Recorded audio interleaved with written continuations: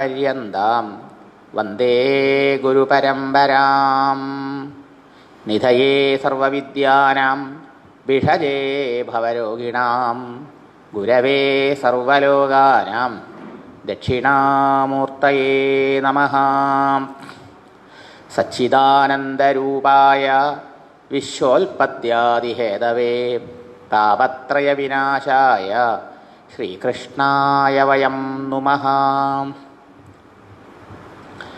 മൂകം കരോതി വാചാലം പങ്കം ലംഘയതേ ഗിരിം യത്കൃപാതമഹം വന്ദേ പരമാനന്ദമാധവം. ശ്രീമദ്ഭാഗവതാഖ്യോയം പ്രത്യക്ഷകൃഷ്ണ ഏവ ഹി സ്വീകൃതോऽസി മയാ നാഥ മുക്ത്യർത്ഥം ഭവസാഗരേ. മനോരഥോ മദീയോऽയം സഫലഃ സർവഥാ ത്വയാ നിർവിഘ്നേന ഇവ കർത്തവ്യ ദാസോഹം തവ കേശവ. ശുഗരൂപപ്രബോധജ്ഞാം സർവശാസ്ത്രവിശാരദാം ഏതത്കഥാപ്രകാശേന മദജ്ഞാനം വിനാശയാം. വന്ദേ നന്ദവ്രജസ്ത്രീണാം പാദരേണുമഭീഷ്ണശാം യാസാം ഹരികഥോൽഗീതം പുനാദിഭുവനത്രയം.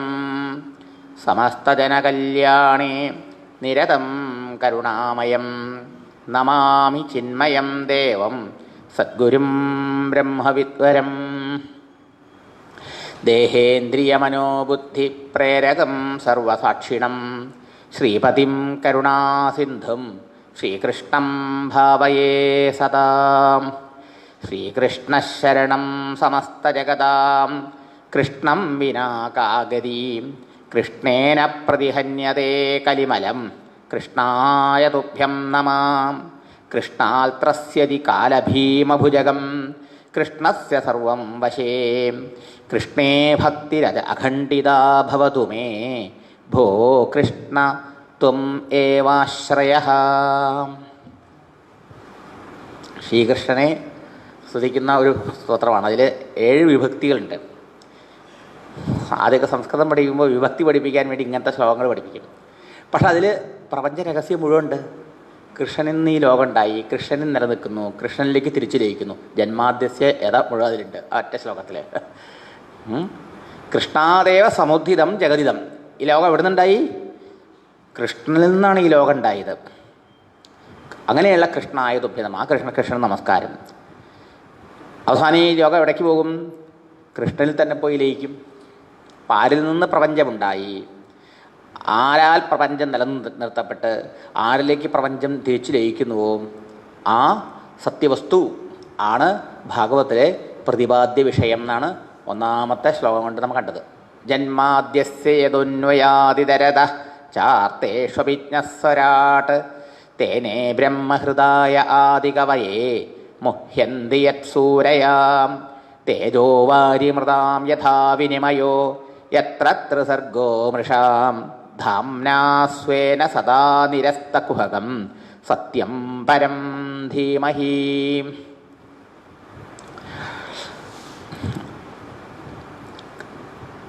ഈ ലോകം കാണുന്ന വിവേകിക്ക്, ബുദ്ധിമാന് ഒരു ദിവസം മനസ്സിൽ ചിന്ത വരും, ഇത് ആരാ ഉണ്ടാക്കിയത്? ഇതെവിടുന്നാണ് ഉണ്ടായത്? ഇതിനൊരു കാരണം ഉണ്ടാവാണ്ടിരിക്കാൻ പറ്റുമോ? അങ്ങനെ അന്വേഷിക്കുമ്പോൾ അവർ എത്തിച്ചേരുന്നു ഒരു നിഗമനത്തിൽ. എന്താ? ഈ ലോകത്തിൽ ഏതൊരു സൃഷ്ടാവിനെ കൂടാതെ ഇല്ല, അല്ലേ? സൃഷ്ടാവിനെ കൂടാതെ ഒരു സൃഷ്ടിയില്ല, കാരണത്തെ കൂടാതെ ഒരു കാര്യവും ഇല്ല. ഈ നിയമമാണ് ഇവർ അപ്ലൈ ചെയ്ത് ഇവിടേക്ക് പ്രപഞ്ചത്തിലേക്ക്. മനസ്സിലായോ? കാരണത്തെ കൂടാതെ കാര്യം ഇല്ല. Without a cause there cannot be an effect ആണ്. ഉദാഹരണം എന്താ? സ്വർണത്തെ കൂടാതെ ആഭരണങ്ങളില്ല.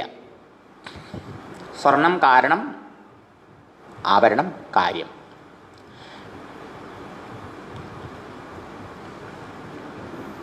അപ്പോൾ ഈ കാര്യം എന്ന് പറഞ്ഞാൽ എന്താണ്? ആഭരണം എന്ന് പറഞ്ഞാൽ എന്താണ്? കാരണമായ സ്വർണം തന്നെ വിവിധ രൂപനാമങ്ങളോടുകൂടി പ്രദർശിക്കപ്പെടുന്നതാണ് കാര്യം, ആഭരണം. Without a cause there cannot be an effect. And what are the effects? Effects are nothing but cause itself in different forms. ഞാൻ പറഞ്ഞതല്ല, ഗുരുദേവൻ പറഞ്ഞേക്കണതാ. അത് കോട്ട് ചെയ്യുമ്പോൾ എളുപ്പമുണ്ട്. Effects are nothing but the cause itself in different forms. കാര്യം എന്ന് പറയുന്നത് പുതിയൊരു വസ്തുവല്ല, കാരണവസ്തു തന്നെ വിവിധ രൂപനാമങ്ങളായി പ്രദർശിക്കപ്പെടുന്നതാണ്, കാണപ്പെടുന്നതാണ്. ഉദാഹരണം വീണ്ടും സ്വർണവും ആഭരണവും. കാര്യമാണ് ആഭരണങ്ങൾ, ഇഫക്ട്സ് അല്ലേ? വള, തള, മല, മാല ഒക്കെ. അതെ, കാരണമാണ് സ്വർണം. അപ്പോൾ ഈ മാല, വള എന്നൊക്കെ പറഞ്ഞെന്താ? സ്വർണത്തിൽ തന്നെയാണ് ഈ പറഞ്ഞത്. മാലയും സ്വർണ്ണമാണ്, വളയും സ്വർണ്ണമാണ് അല്ലേ? അപ്പം എന്താ?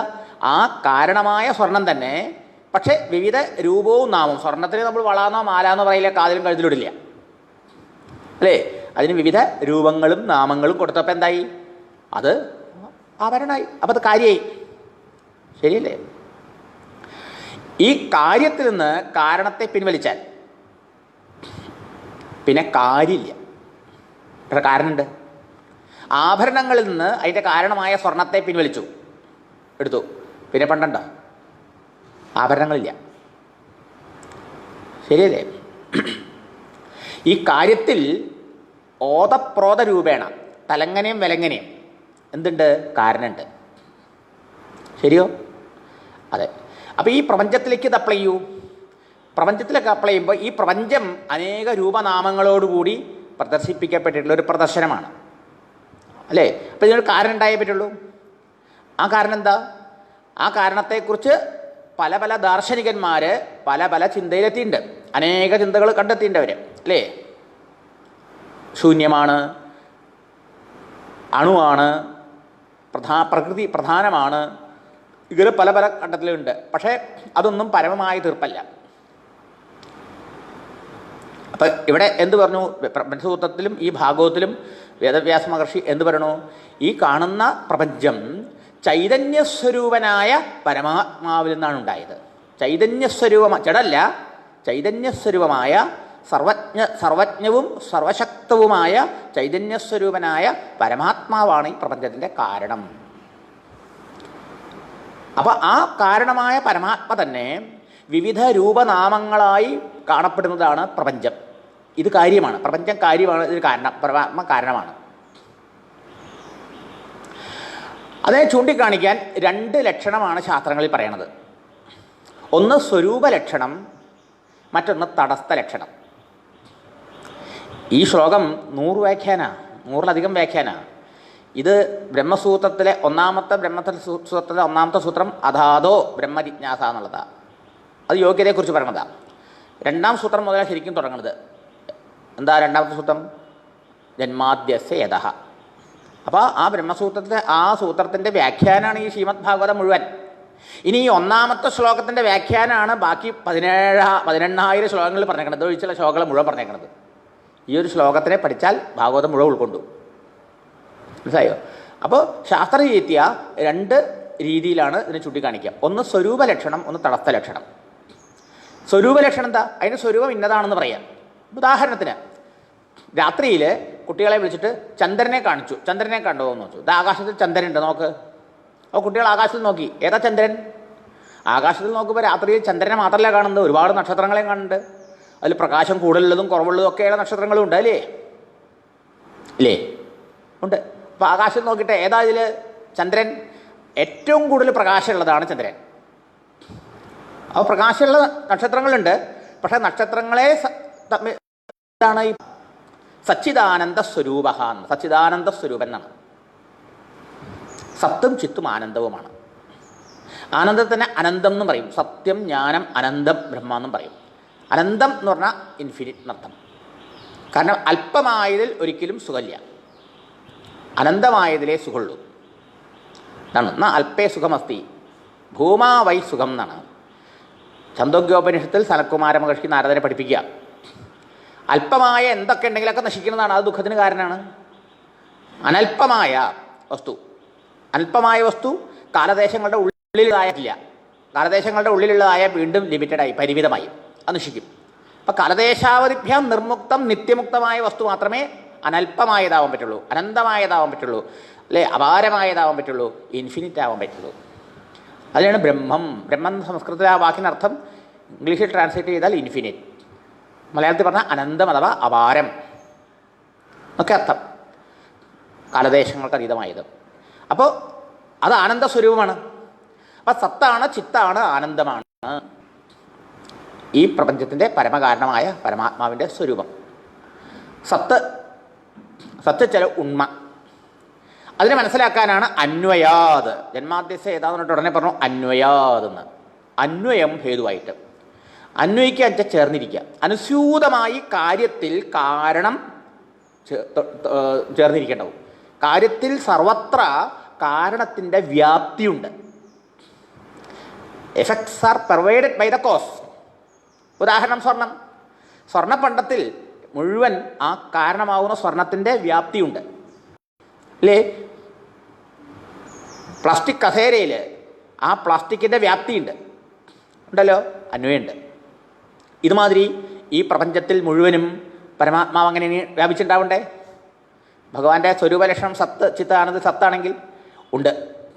എങ്ങനെ പറയാം? ഈ ലോകത്തിലെ ഏതൊരു വസ്തുവും നമ്മൾ പറയണത് വ്യവഹാരത്തിൽ ഉപയോഗിക്കുന്ന വസ്തു എന്ന് പറഞ്ഞാൽ നാമരൂപമാണേ, അല്ലേ? ഡെസ്ക് എന്ന് പറഞ്ഞാൽ ഒരു നാമരൂപം, മരത്തിന് കൊടുത്ത നാമരൂപം. കസേര എന്ന് പറഞ്ഞാൽ പ്ലാസ്റ്റിക്കിന് കൊടുത്ത രൂപം. ടേബിൾ എന്ന് പറഞ്ഞാൽ വേറൊന്ന്, അല്ലേ? ആ നാമോരൂപം എവിടെ നിൽക്കും? നാമോരൂപം മാത്രമാണോ? നാമോരൂപവും അതിൻ്റെ പുറകിൽ ഉണ്മയുമുണ്ട്. ഈ ഉണ്മ എന്ന് പറയുന്നത് വളരെ വളരെ സൂക്ഷ്മമാണ്, ഇന്ദ്രിയഗ്രാഹ്യമല്ല. അതുകൊണ്ട് നമ്മൾ മിസ് ചെയ്യണം എപ്പോഴും. ഭഗവാനെ കണ്ടുകൊണ്ട് നമ്മൾ ഇരിക്കണത്, പക്ഷെ നമ്മൾ മിസ് ചെയ്യണു. എങ്ങനെയാണെങ്കിൽ ഇപ്പോൾ ഇവിടെ ഈ ഹാളിൽ ഇത്ര ആൾക്കാർ ഇരിക്കുന്നുണ്ട്, അല്ലേ? ഈ ഹാളിൽ ചെയറുണ്ട്, ആൾക്കാരുണ്ട്. ചെയർ ഇരിക്കണമെങ്കിൽ എന്ത് വേണം? ആളിരിക്കാൻ ചെയർ വേണം. ആളും ചെയർ ഇരിക്കണം എവിടെയാണ്? സ്പേസിൽ, അല്ലേ? സ്പേസ് ഉണ്ടെങ്കിൽ എന്തിനും ഇരിക്കാൻ പറ്റുള്ളൂ. അതെ. അപ്പോൾ ഈ ചെയർ ഇരിക്കണം, നിങ്ങൾ ഇരിക്കണം, എത്രയും പേര് ഇവിടെ ഇരിക്കുന്നുണ്ട്.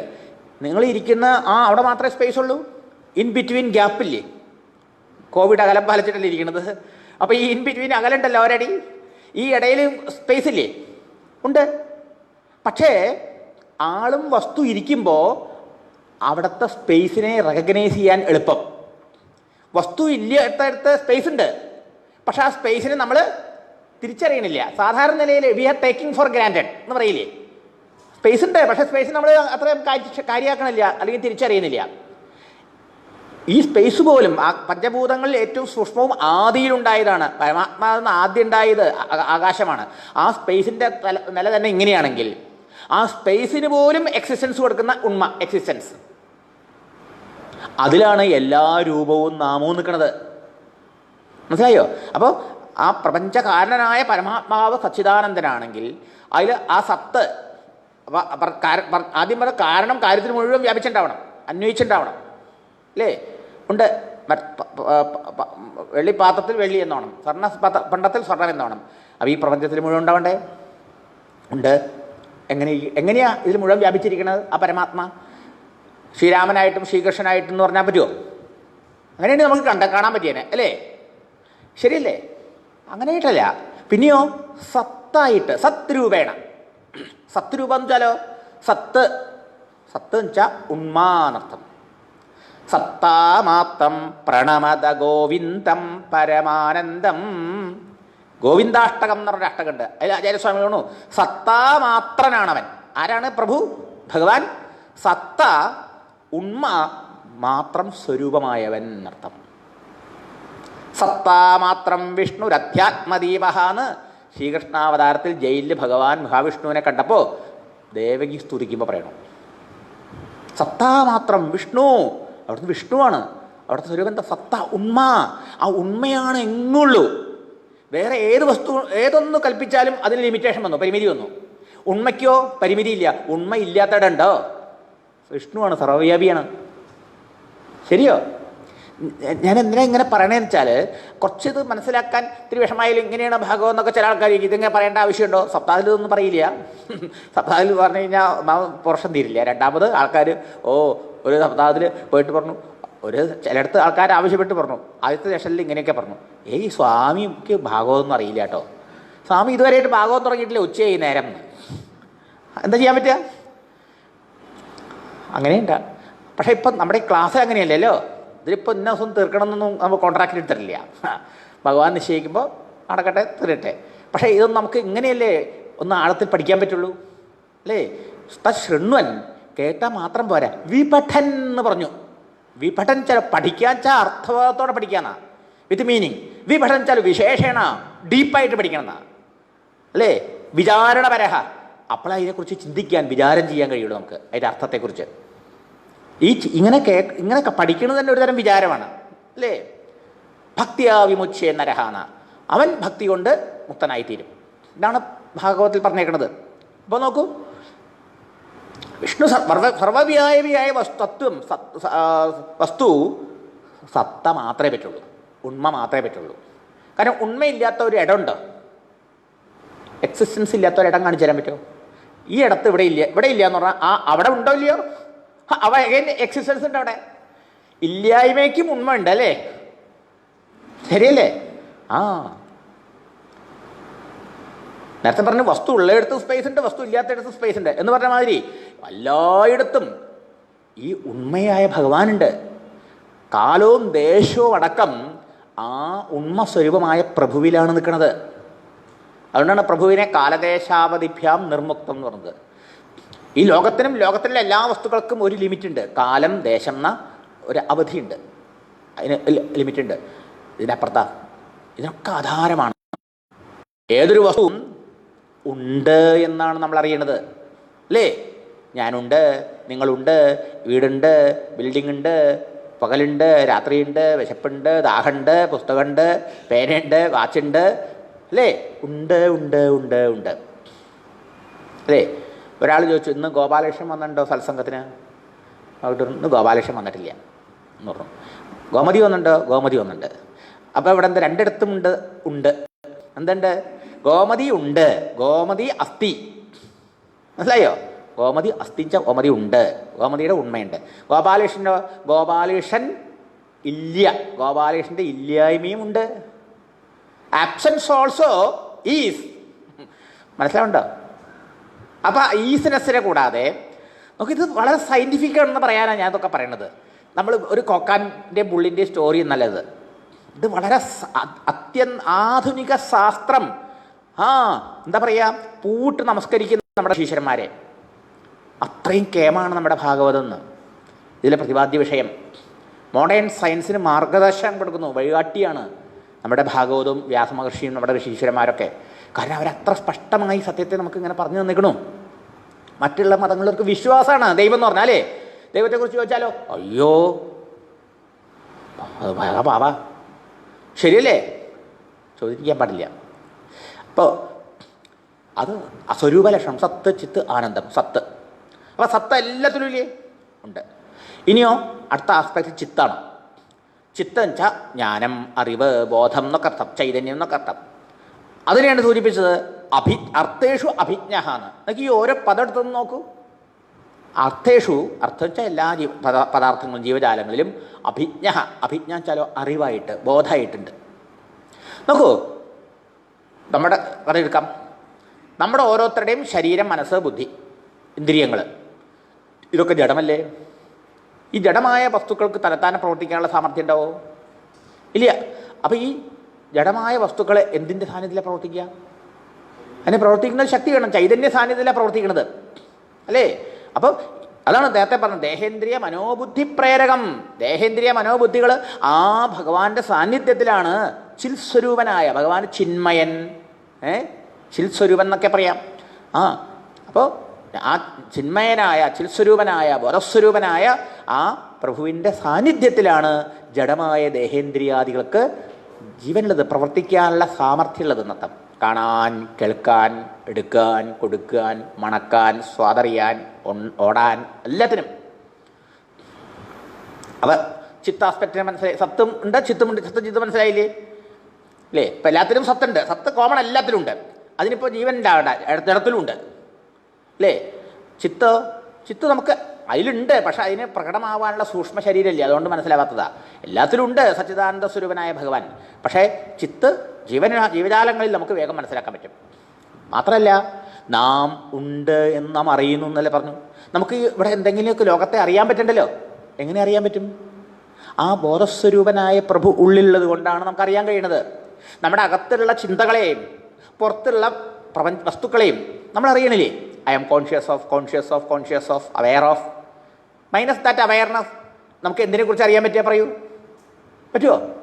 ഇല്ല. അപ്പം അതാരാ? അത് ഭഗവാനാണെന്നർത്ഥം, ചിൽസ്വരൂപനാണ്. അപ്പം സത്തായി ചിത്തായി അല്ലേ? ഇനിയോ സ്വരാട്ട്. സ്വരാട്ട് എന്ന് പറയുന്നുണ്ടോ? അത് സ്വയം പ്രകാശ സ്വരൂപമാണെന്നും. അതാണ് എല്ലാ അനുഭവങ്ങളെയും പ്രകാശിപ്പിക്കുന്നത്. ഒരനുഭവം നമുക്കുണ്ടാവണമെങ്കിൽ എന്താ ഘടകം വേണം? ഒരനുഭവം എങ്ങനെ ഉണ്ടാവുക? ഒരനുഭവം ഉണ്ടാവണമെങ്കിൽ ആ വസ്തുവിൻ്റെ ഒരു വിചാരം, ഒരു തോട്ട് മനസ്സിൽ വരണം. ആ വിചാരം മനസ്സിൽ വന്നാൽ മാത്രം പോരാ, ആ വിചാരത്തെ അതിൻ്റെ പുറകിലുള്ള ആ ബോധം, ചൈതന്യം പ്രകാശിപ്പിക്കുകയും വേണം. അപ്പോഴാണ് ഇത് ഇന്നതാണുള്ള അനുഭവം ഉണ്ടാവുക. ഒന്നിൻ്റെ ചിന്ത നമ്മുടെ മനസ്സിൽ വന്നില്ലെങ്കിലോ ബ്ലാങ്ക്, ഒന്നിൻ്റെ അനുഭവം ഇല്ല. ശരിയല്ലേ? വസ്തു നേരിട്ട് ഉള്ളിലേക്ക് കയറി വരുന്നില്ലല്ലോ.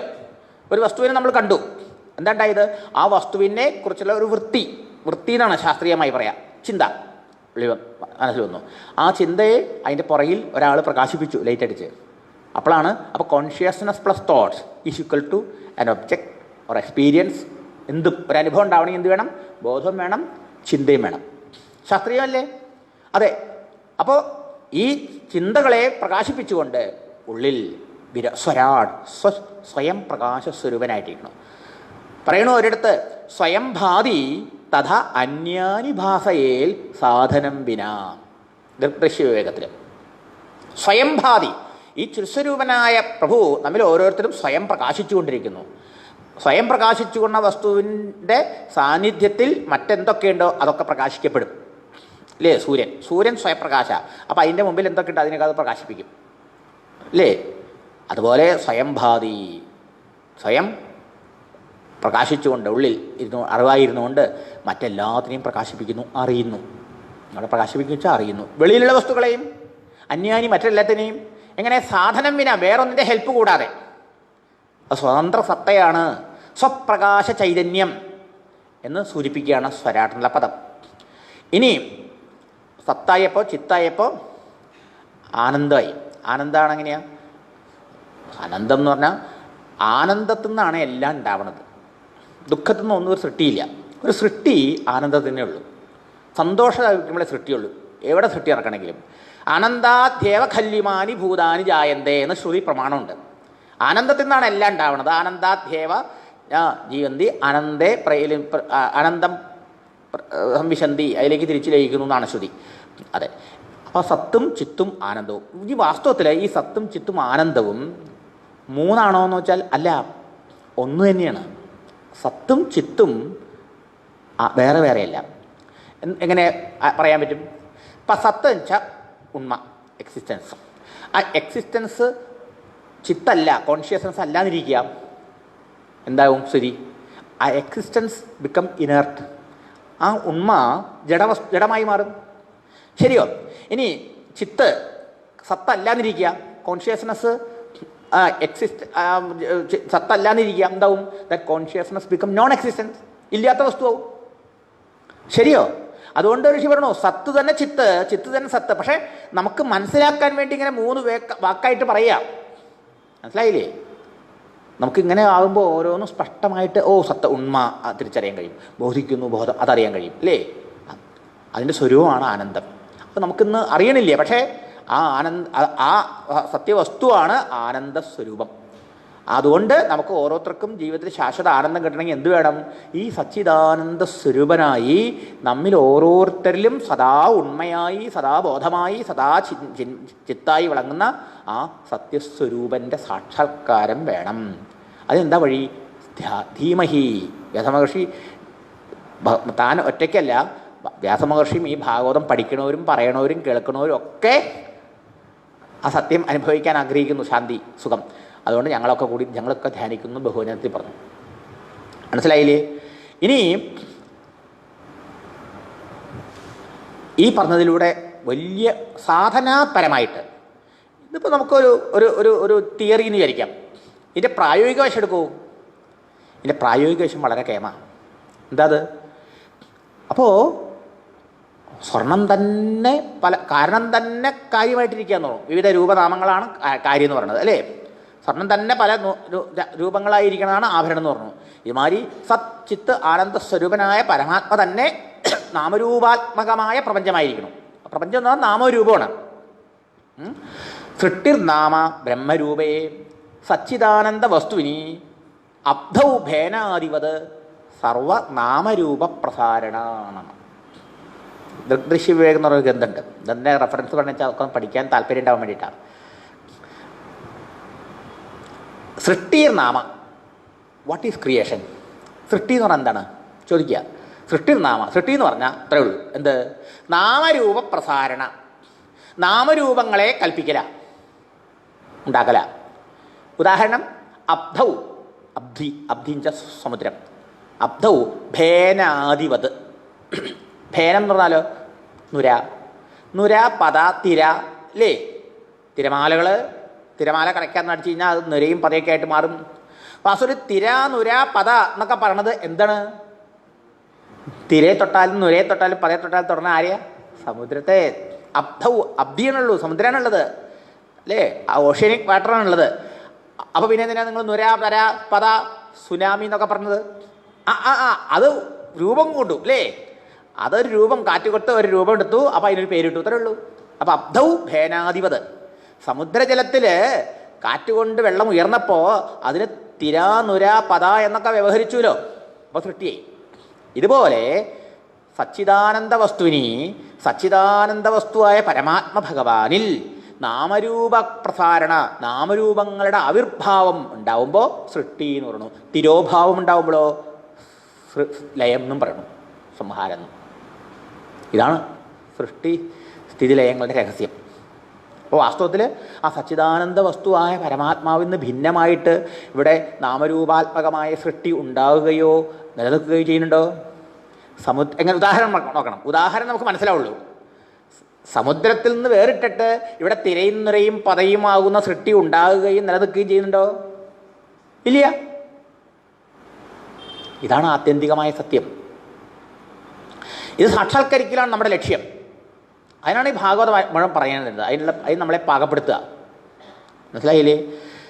അപ്പോൾ അതിനുള്ള സാധന ഇവിടെ പറയുന്നു. അർത്ഥേഷു അഭിജ്ഞ അന്വയാത് എന്ന് പറഞ്ഞുകൊണ്ട്, അന്വയാത് ഇതരാന്നുള്ള ആ യുക്തി കൊണ്ട് പറയുകയാണ് എല്ലാത്തിനും കാരണം ദ്രവ്യം കാര്യത്തിൽ മുഴുവൻ വ്യാപിച്ചിട്ടുണ്ട് എന്ന മാതിരി പ്രപഞ്ചകാരനായ പരമാത്മാ ഈ ലോകത്തിൽ മുഴുവനും അനുസ്യൂതമായിട്ട് വ്യാപിച്ചിരിക്കണു. അങ്ങനെ വ്യാപിച്ചിരിക്കുകയാണെങ്കിൽ എന്താവും? ഈ കാണപ്പെടുന്ന ചരാചര പ്രപഞ്ചം മുഴുവനും വെഷ്ടിയും സമഷ്ടിയും, ഇൻഡിവിജ്വൽ ബോഡിയും ടോട്ടൽ ബോഡിയും എല്ലാം ചേർന്നത്, അതിലുള്ള എല്ലാ ശരീരങ്ങളും വാസ്തവത്തിൽ നമ്മുടെ ഇന്ദ്രിയങ്ങളെ കൊണ്ട് പ്രത്യക്ഷമായി കാണത്തക്ക നിലയിലിരിക്കുന്ന ആ പരമാത്മാവിൻ്റെ തന്നെ സ്ഥൂലമായ പ്രകടരൂപമല്ലേ? ഇതിനെ നിങ്ങൾ വേറൊരു രീതിയിൽ നോക്കൂ. ഈ പ്രസ്താവനയെ നിങ്ങൾ വേറൊരു രീതിയിൽ നോക്കൂ. അപ്പോഴാണ് സാധനാമാർഗത്തിൽ നമുക്ക് സഹായകമാവുന്നത്. അല്ലെങ്കിൽ ഒരു ഇൻ്റലക്ച്വൽ ഒരു ഇൻഫർമേഷൻ മാത്രമായി മാറും. മനസ്സിലായോ? ഈ പറഞ്ഞത് എന്താണ് മനസ്സിലാക്കേണ്ടത്? ഈ തിരമാലകൾ മുഴുവനും തിരയും മുരിയൊക്കെ സമുദ്രം തന്നെയാണ്. ആഭരണങ്ങളൊക്കെ സ്വർണത്തിൽ നാമരൂപങ്ങൾ കൽപ്പിച്ചതാണ് എന്ന മാതിരി ആ സച്ചിദാനന്ദ സ്വരൂപനായ പരമാത്മാവിൽ കൽപ്പിച്ച അതിന് കൊടുത്ത വിവിധ രൂപനാമങ്ങളാണ് ഈ സൃഷ്ടി എന്ന് പറഞ്ഞാൽ, ഈ സൃഷ്ടിക്കപ്പെട്ട ഈ നാമരൂപാത്മകമായ പ്രപഞ്ചം ജഗത്ത് മുഴുവനും സമഷ്ടി മുഴുവനും, സമഷ്ടിയിലെല്ലാം വെട്ടിയും പെട്ടു, അത് മുഴുവനും ആ സച്ചിദാനന്ദ സ്വരൂപനായ പരമാത്മാവിൻ്റെ സ്ഥൂല രൂപമല്ലേ, സ്ഥൂല ശരീരമല്ലേ? അപ്പം നാം സ്ഥൂലമായ കണ്ണുകൊണ്ട് നോക്കുമ്പോൾ കാണുന്നത് അത്രയും ഭഗവാന്റെ സ്ഥൂല രൂപമാണ്, പ്രകട രൂപമാണ്. നമ്മുടെ സ്ഥൂല രൂപം ഏതാ? ഈ ഫോട്ടോ എടുക്കാൻ പറ്റുന്ന ഈ രൂപം. നമ്മുടെ സൂക്ഷ്മത്തിൻ്റെ ഫോട്ടോ എടുക്കാൻ പറ്റില്ല. ഫോട്ടോ എടുക്കാൻ പറ്റുന്ന ഈ സ്ഥൂല ശരീരത്തിൻ്റെ. സൂക്ഷ്മ ശരീരം ചിന്തകളും മനസ്സൊക്കെയാ. അതിൽ സൂക്ഷ്മമാണ് ചൈതന്യം, അതിനൊട്ടും കാണാൻ പറ്റില്ല. അപ്പം നോക്കൂ, ആ പരമാത്മാവിൻ്റെ സൂക്ഷ്മരൂപം നാം കണ്ടു. സത്തം നമുക്ക് മനസ്സിലാക്കാൻ വിഷമം, സ്പേസിനെ തന്നെ തിരിച്ചറിയാൻ വിഷമം. അപ്പോൾ അതിന് ഉണ്മ കൊടുക്കുന്ന ഉണ്മയെ കാണാൻ അതിനേക്കാൾ വിഷമം തിരിച്ചറിയാൻ. പക്ഷേ നമുക്ക് ഊഹിക്കാം ഈ കാണുന്ന സ്ഥൂല പ്രപഞ്ചം ഭഗവാന്റെ ശരീരം. ജഗതിദമഖിലം തവ രൂപം. ജയ ജയ ജയ ജയ ഹര ഹര ഹര ഹര ശിവ ശിവ ശിവ ശിവ പരമേശ. ഭഗവാനെ, ഈ കാണുന്നതെല്ലാം അവിടുത്തെ രൂപം. അതുകൊണ്ട് പറയണു, ദൃശ്യതേ ശ്രൂയതേ വിവാ. ഇവിടെ കാണുന്നതും കേൾക്കുന്നതും എന്തൊക്കെയുണ്ടോ അന്തർബഹിശ്ച ഭൂതാനാം വ്യാപ്യ നാരായണ സ്ഥിത. നാരായണനാണിതെല്ലാം. ഇവിടുന്ന് വിട്ട് നിങ്ങൾ നാരായണനെ എവിടെ അന്വേഷിച്ച് പോകും ചോദിക്കാം. അതാണ് ഭഗവാന്റെ വിരാട് സ്വരൂപം എന്നൊക്കെ ഇനി ഭാഗവത്തിൽ മുന്നോട്ട് പോകുമ്പോൾ പറയും. മനസ്സിലായില്ലേ? ഇക്കണ്ട വിശ്വമതും ഇന്ദ്രാദി ദേവകളും അർക്കേന്ദു വന്യകളോടൊപ്പം ത്രിമൂർത്തികളും അഗ്രേ, എൻ്റെ മുമ്പിൽ, അഗ്രേച്ച മുമ്പിൽ, ഈ സ്ഥൂലമായ നഗ്നമായ കണ്ണിന് കാണാൻ പാകത്തിന് എൻ്റെ മുമ്പിൽ നിൽക്കുന്ന ഇതൊക്കെ എന്താണെന്നാ പറയണേ ഹരിനാമകീർത്തനകാരൻ. എന്താ? ഇക്കണ്ട വിശ്വമതും, ഈ വിശ്വം മുഴുവനും, ഈ വിശ്വത്തിൽ പ്രധാനപ്പെട്ട എടുത്തു കാണിക്കുക. ഇക്കണ്ട വിശ്വമതും ഇന്ദ്രാദി ദേവകളും, ആരാധിക്കപ്പെടുന്ന വിവിധ രൂപത്തിൽ ആരാധിക്കപ്പെടുന്ന ദേവതകളും, അർക്കേന്ദു വന്യകളും, സൂര്യൻ, ചന്ദ്രൻ, അഗ്നി ഇത്യാദിയും ഒക്കെയും അഗ്രേ, നീ എൻ്റെ മുമ്പിൽ വിരിഞ്ഞു നിൽക്കുന്ന വിരാട് പുരുഷനാണ്. വിരാട് പുരുഷൻ എന്ന് പറഞ്ഞാൽ വിവിധം രാജതേ ഇരി വിരാട്. ഒരേ ഒരു സത്യവസ്തു പല രൂപത്തിൽ പ്രകടമാവുക.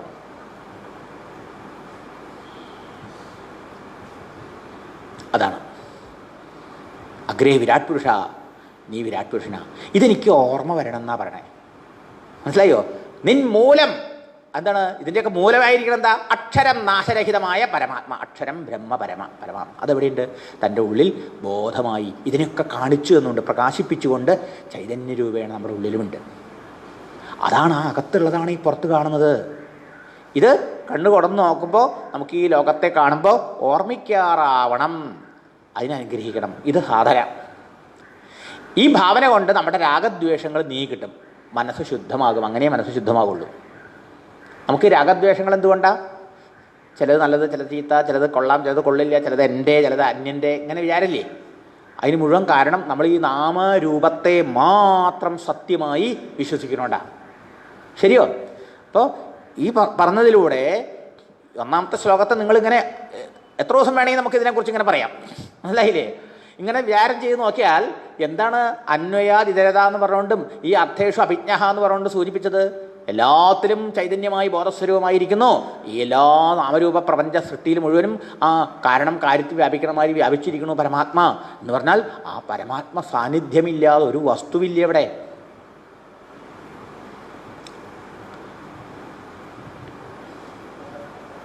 യാതൊന്നു കൺമതത് നാരായണ പ്രതിമ. ഇത് ഒരിക്കൽ ഇപ്രകാരം പരിശീലിച്ച് സാക്ഷാത്കരിച്ചവർ നമ്മളോട് പറഞ്ഞു. പക്ഷേ നമുക്കിന്നത് വെറും ഒരു വിവരം മാത്രമാണ്, ഒരു ഇൻഫോർമേഷൻ മാത്രമാണ്. പക്ഷേ അത് നമുക്ക് സഹായകമാവണം സാധനയിൽ. ആ ദൃഷ്ടിയുടെ ഈ ലോകത്തെ നോക്കണം. ഇങ്ങനെ ഭഗവാന്റെ സ്ഥൂല സ്വരൂപമാണ് ഈ കാണപ്പെടുന്നത്. സൂക്ഷ്മരൂപം ഓരോ വ്യക്തിയിലും ബോധരൂപേണ കുടികൊള്ളുന്നുണ്ട്. അതുകൊണ്ട് ഈശ്വരസ്വരൂപമായിട്ട് ലോകത്തെ കണ്ടാൽ അതാണ് ശരിയായ കാഴ്ച. അതാണ് അർത്ഥേഷു അഭിജ്ഞാനം. അന്വയാത്, അനുസ്യൂതമായി, കാര്യത്തിന് മുഴുവനും അനുസ്യൂതമായി ഇത് വ്യാപിച്ചിരിക്കുന്നു എന്ന് പറഞ്ഞുകൊണ്ട് സൂചിപ്പിച്ചതെന്നർത്ഥം. അപ്പം ഈ ഭാവന വേണം നമുക്കത്. അതിനാണ് അഭ്യാസം നമ്മൾ ചെയ്യണത്. എല്ലാത്തിലും മാതാവിനെ ഈശ്വരനായി കാണുന്നു, പിതാവിനെ ഈശ്വരനായി കാണുന്നു. ആരംഭിക്കട്ടെ എവിടെന്നെങ്കിലും. മാതൃദേവോഭവ, പിതൃദേവോഭവ. അത് കഴിഞ്ഞാലോ ആചാര്യദേവോഭവ, അതിഥി ദേവോഭവ. പിന്നെയോ പതിദേവോഭവ, പത്നിദേവോഭവ. പിന്നെയോ സൂര്യനെ കണ്ടാൽ സൂര്യനെ നമസ്കരിക്കണു. ചന്ദ്രനെ കാണുമ്പോൾ ഭഗവാന്റെ വൈഭൂതിയാണെന്ന് ഓർമ്മിക്കണു. അഗ്നിയെ കാണുമ്പോൾ ഓർമ്മിക്കണു. ആലിനെ കാണുമ്പോൾ ഓർമ്മിക്കണു. നാഗത്തെ കാണുമ്പോൾ ഓർമ്മിക്കണു. ഇതിനൊക്കെ നമ്മൾ ആരാധന ചെയ്യുന്നു. നമ്മുടെ ആൾക്കാർ വിചാരിച്ചു, നമ്മുടെ ആൾക്കാരെ കളിയാക്കിക്കൊണ്ട് പാശ്ചാത്യർ പറഞ്ഞു ഇവരൊക്കെ ഒരു എന്താ പറയുക ABCD പഠിക്കണുള്ളൂ റിലീജിയൻ്റെ, ഞങ്ങളൊക്കെ അഡ്വാൻസ്ഡ് ആണ്, ഇവരൊക്കെ primitive religion. Hindus are primitive religion. അതിൽ വിശ്വസിക്കുന്നവരാ. എത്ര താണകാലത്തിലാണ്, പ്ലേ സ്കൂളിലാണ് അവരൊക്കെ PhD ആണ്. എന്താ കാരണം? കണ്ടില്ലേ, കല്ലിനെയും മുള്ളിനെയും ഒക്കെ പൂരിക്കണു അല്ലേ? എന്തൊരു മോശമായിട്ടാണ് അവർ. നമ്മുടെ ആൾക്കാരാണെങ്കിലും മിടുക്കന്മാർ ഒക്കെ കോൺവെൻറ്റിലല്ലേ പഠിക്കുള്ളൂ. ഒരു നല്ല ഭാരതീയ സംസ്കാരം പഠിപ്പിക്കണ ഇത് സ്കൂളിൽ വിടില്ലല്ലോ പിള്ളേരെ. 4 വാക്ക് ഇംഗ്ലീഷ് പറയുന്നു പറഞ്ഞിട്ട്. എന്നിട്ടെന്തായി? നമുക്കിതൊക്കെ കേട്ടിട്ട് മോശം തോന്നുക, അല്ലേ? നാണക്കേട് തോന്നുക, ജാള്യത തോന്നുക, കുറവ് തോന്നുക. ഞാൻ ഹിന്ദുവായി ജനിച്ചത് ഞാൻ പ്രൗഡാവണതിന് പകരം ഷൈ ആവും, നാണക്കേടാവുക. ശരിയോ? നിങ്ങൾ ചിന്തിച്ചു നോക്കൂ ശ്രോതാക്കളെ. അങ്ങനെയല്ല. ഈ കണ്ട വിശ്വം മുഴുവൻ ഈശ്വരനാണ്, സർവേശ്വരൻ്റെ പ്രകടരൂപമാണ്, പ്രത്യക്ഷ രൂപമാണ്. ഇവിടെ ആരെ എന്തിനെ ആരാധിക്കാം? ഇവിടെ ആരാധ്യമല്ലാതെ ഒന്നില്ലേ? ഇതാണ് ഈശാവാസ്യം ഇതം സർവം യത് കിഞ്ച ജഗത്യം ജഗത് എന്നാണ് ഈശാവാസ്യ ഉപനിഷത്ത് ആരംഭിക്കുന്നത്. കാണുന്നതെല്ലാം ഈശ്വരനാൽ നിറഞ്ഞിരിക്കുക, അക്കവും പുറം നിറഞ്ഞിരിക്കുക. ഈശ്വരനാണ് ഈ ലോകം. ഇങ്ങനെ ഈ ലോകത്തെ കാണുന്ന, ഈ ലോകത്തിൽ അങ്ങനെ ഇടപെടുന്ന, വ്യവഹരിക്കുന്ന ആളുടെ മനസ്സ് ശുദ്ധമാകുമ്പോഴേ അയാൾക്ക് തൻ്റെ ഉള്ളിലിരിക്കുന്ന ആ ബോധസ്വരൂപനായി അത്യന്തം സൂക്ഷ്മമായിരിക്കുന്ന ആത്മതത്വത്തെ സാക്ഷാത്കരിക്കാൻ പറ്റുള്ളൂ. അതാണ്.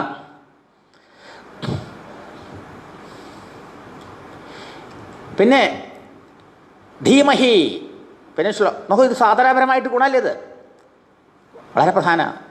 അപ്പോൾ എല്ലാത്തിനും അനുസ്യൂതമായി നിറഞ്ഞിരിക്കുന്നു പരമാത്മ. ഭഗവാന്റെ ലോകം ഉണ്ടായത്, ഭഗവാന്റെ ലോകം നിൽക്കുന്നത്, ഭഗവാനിലേക്ക് ലോകം തിരിച്ചു പോകണു.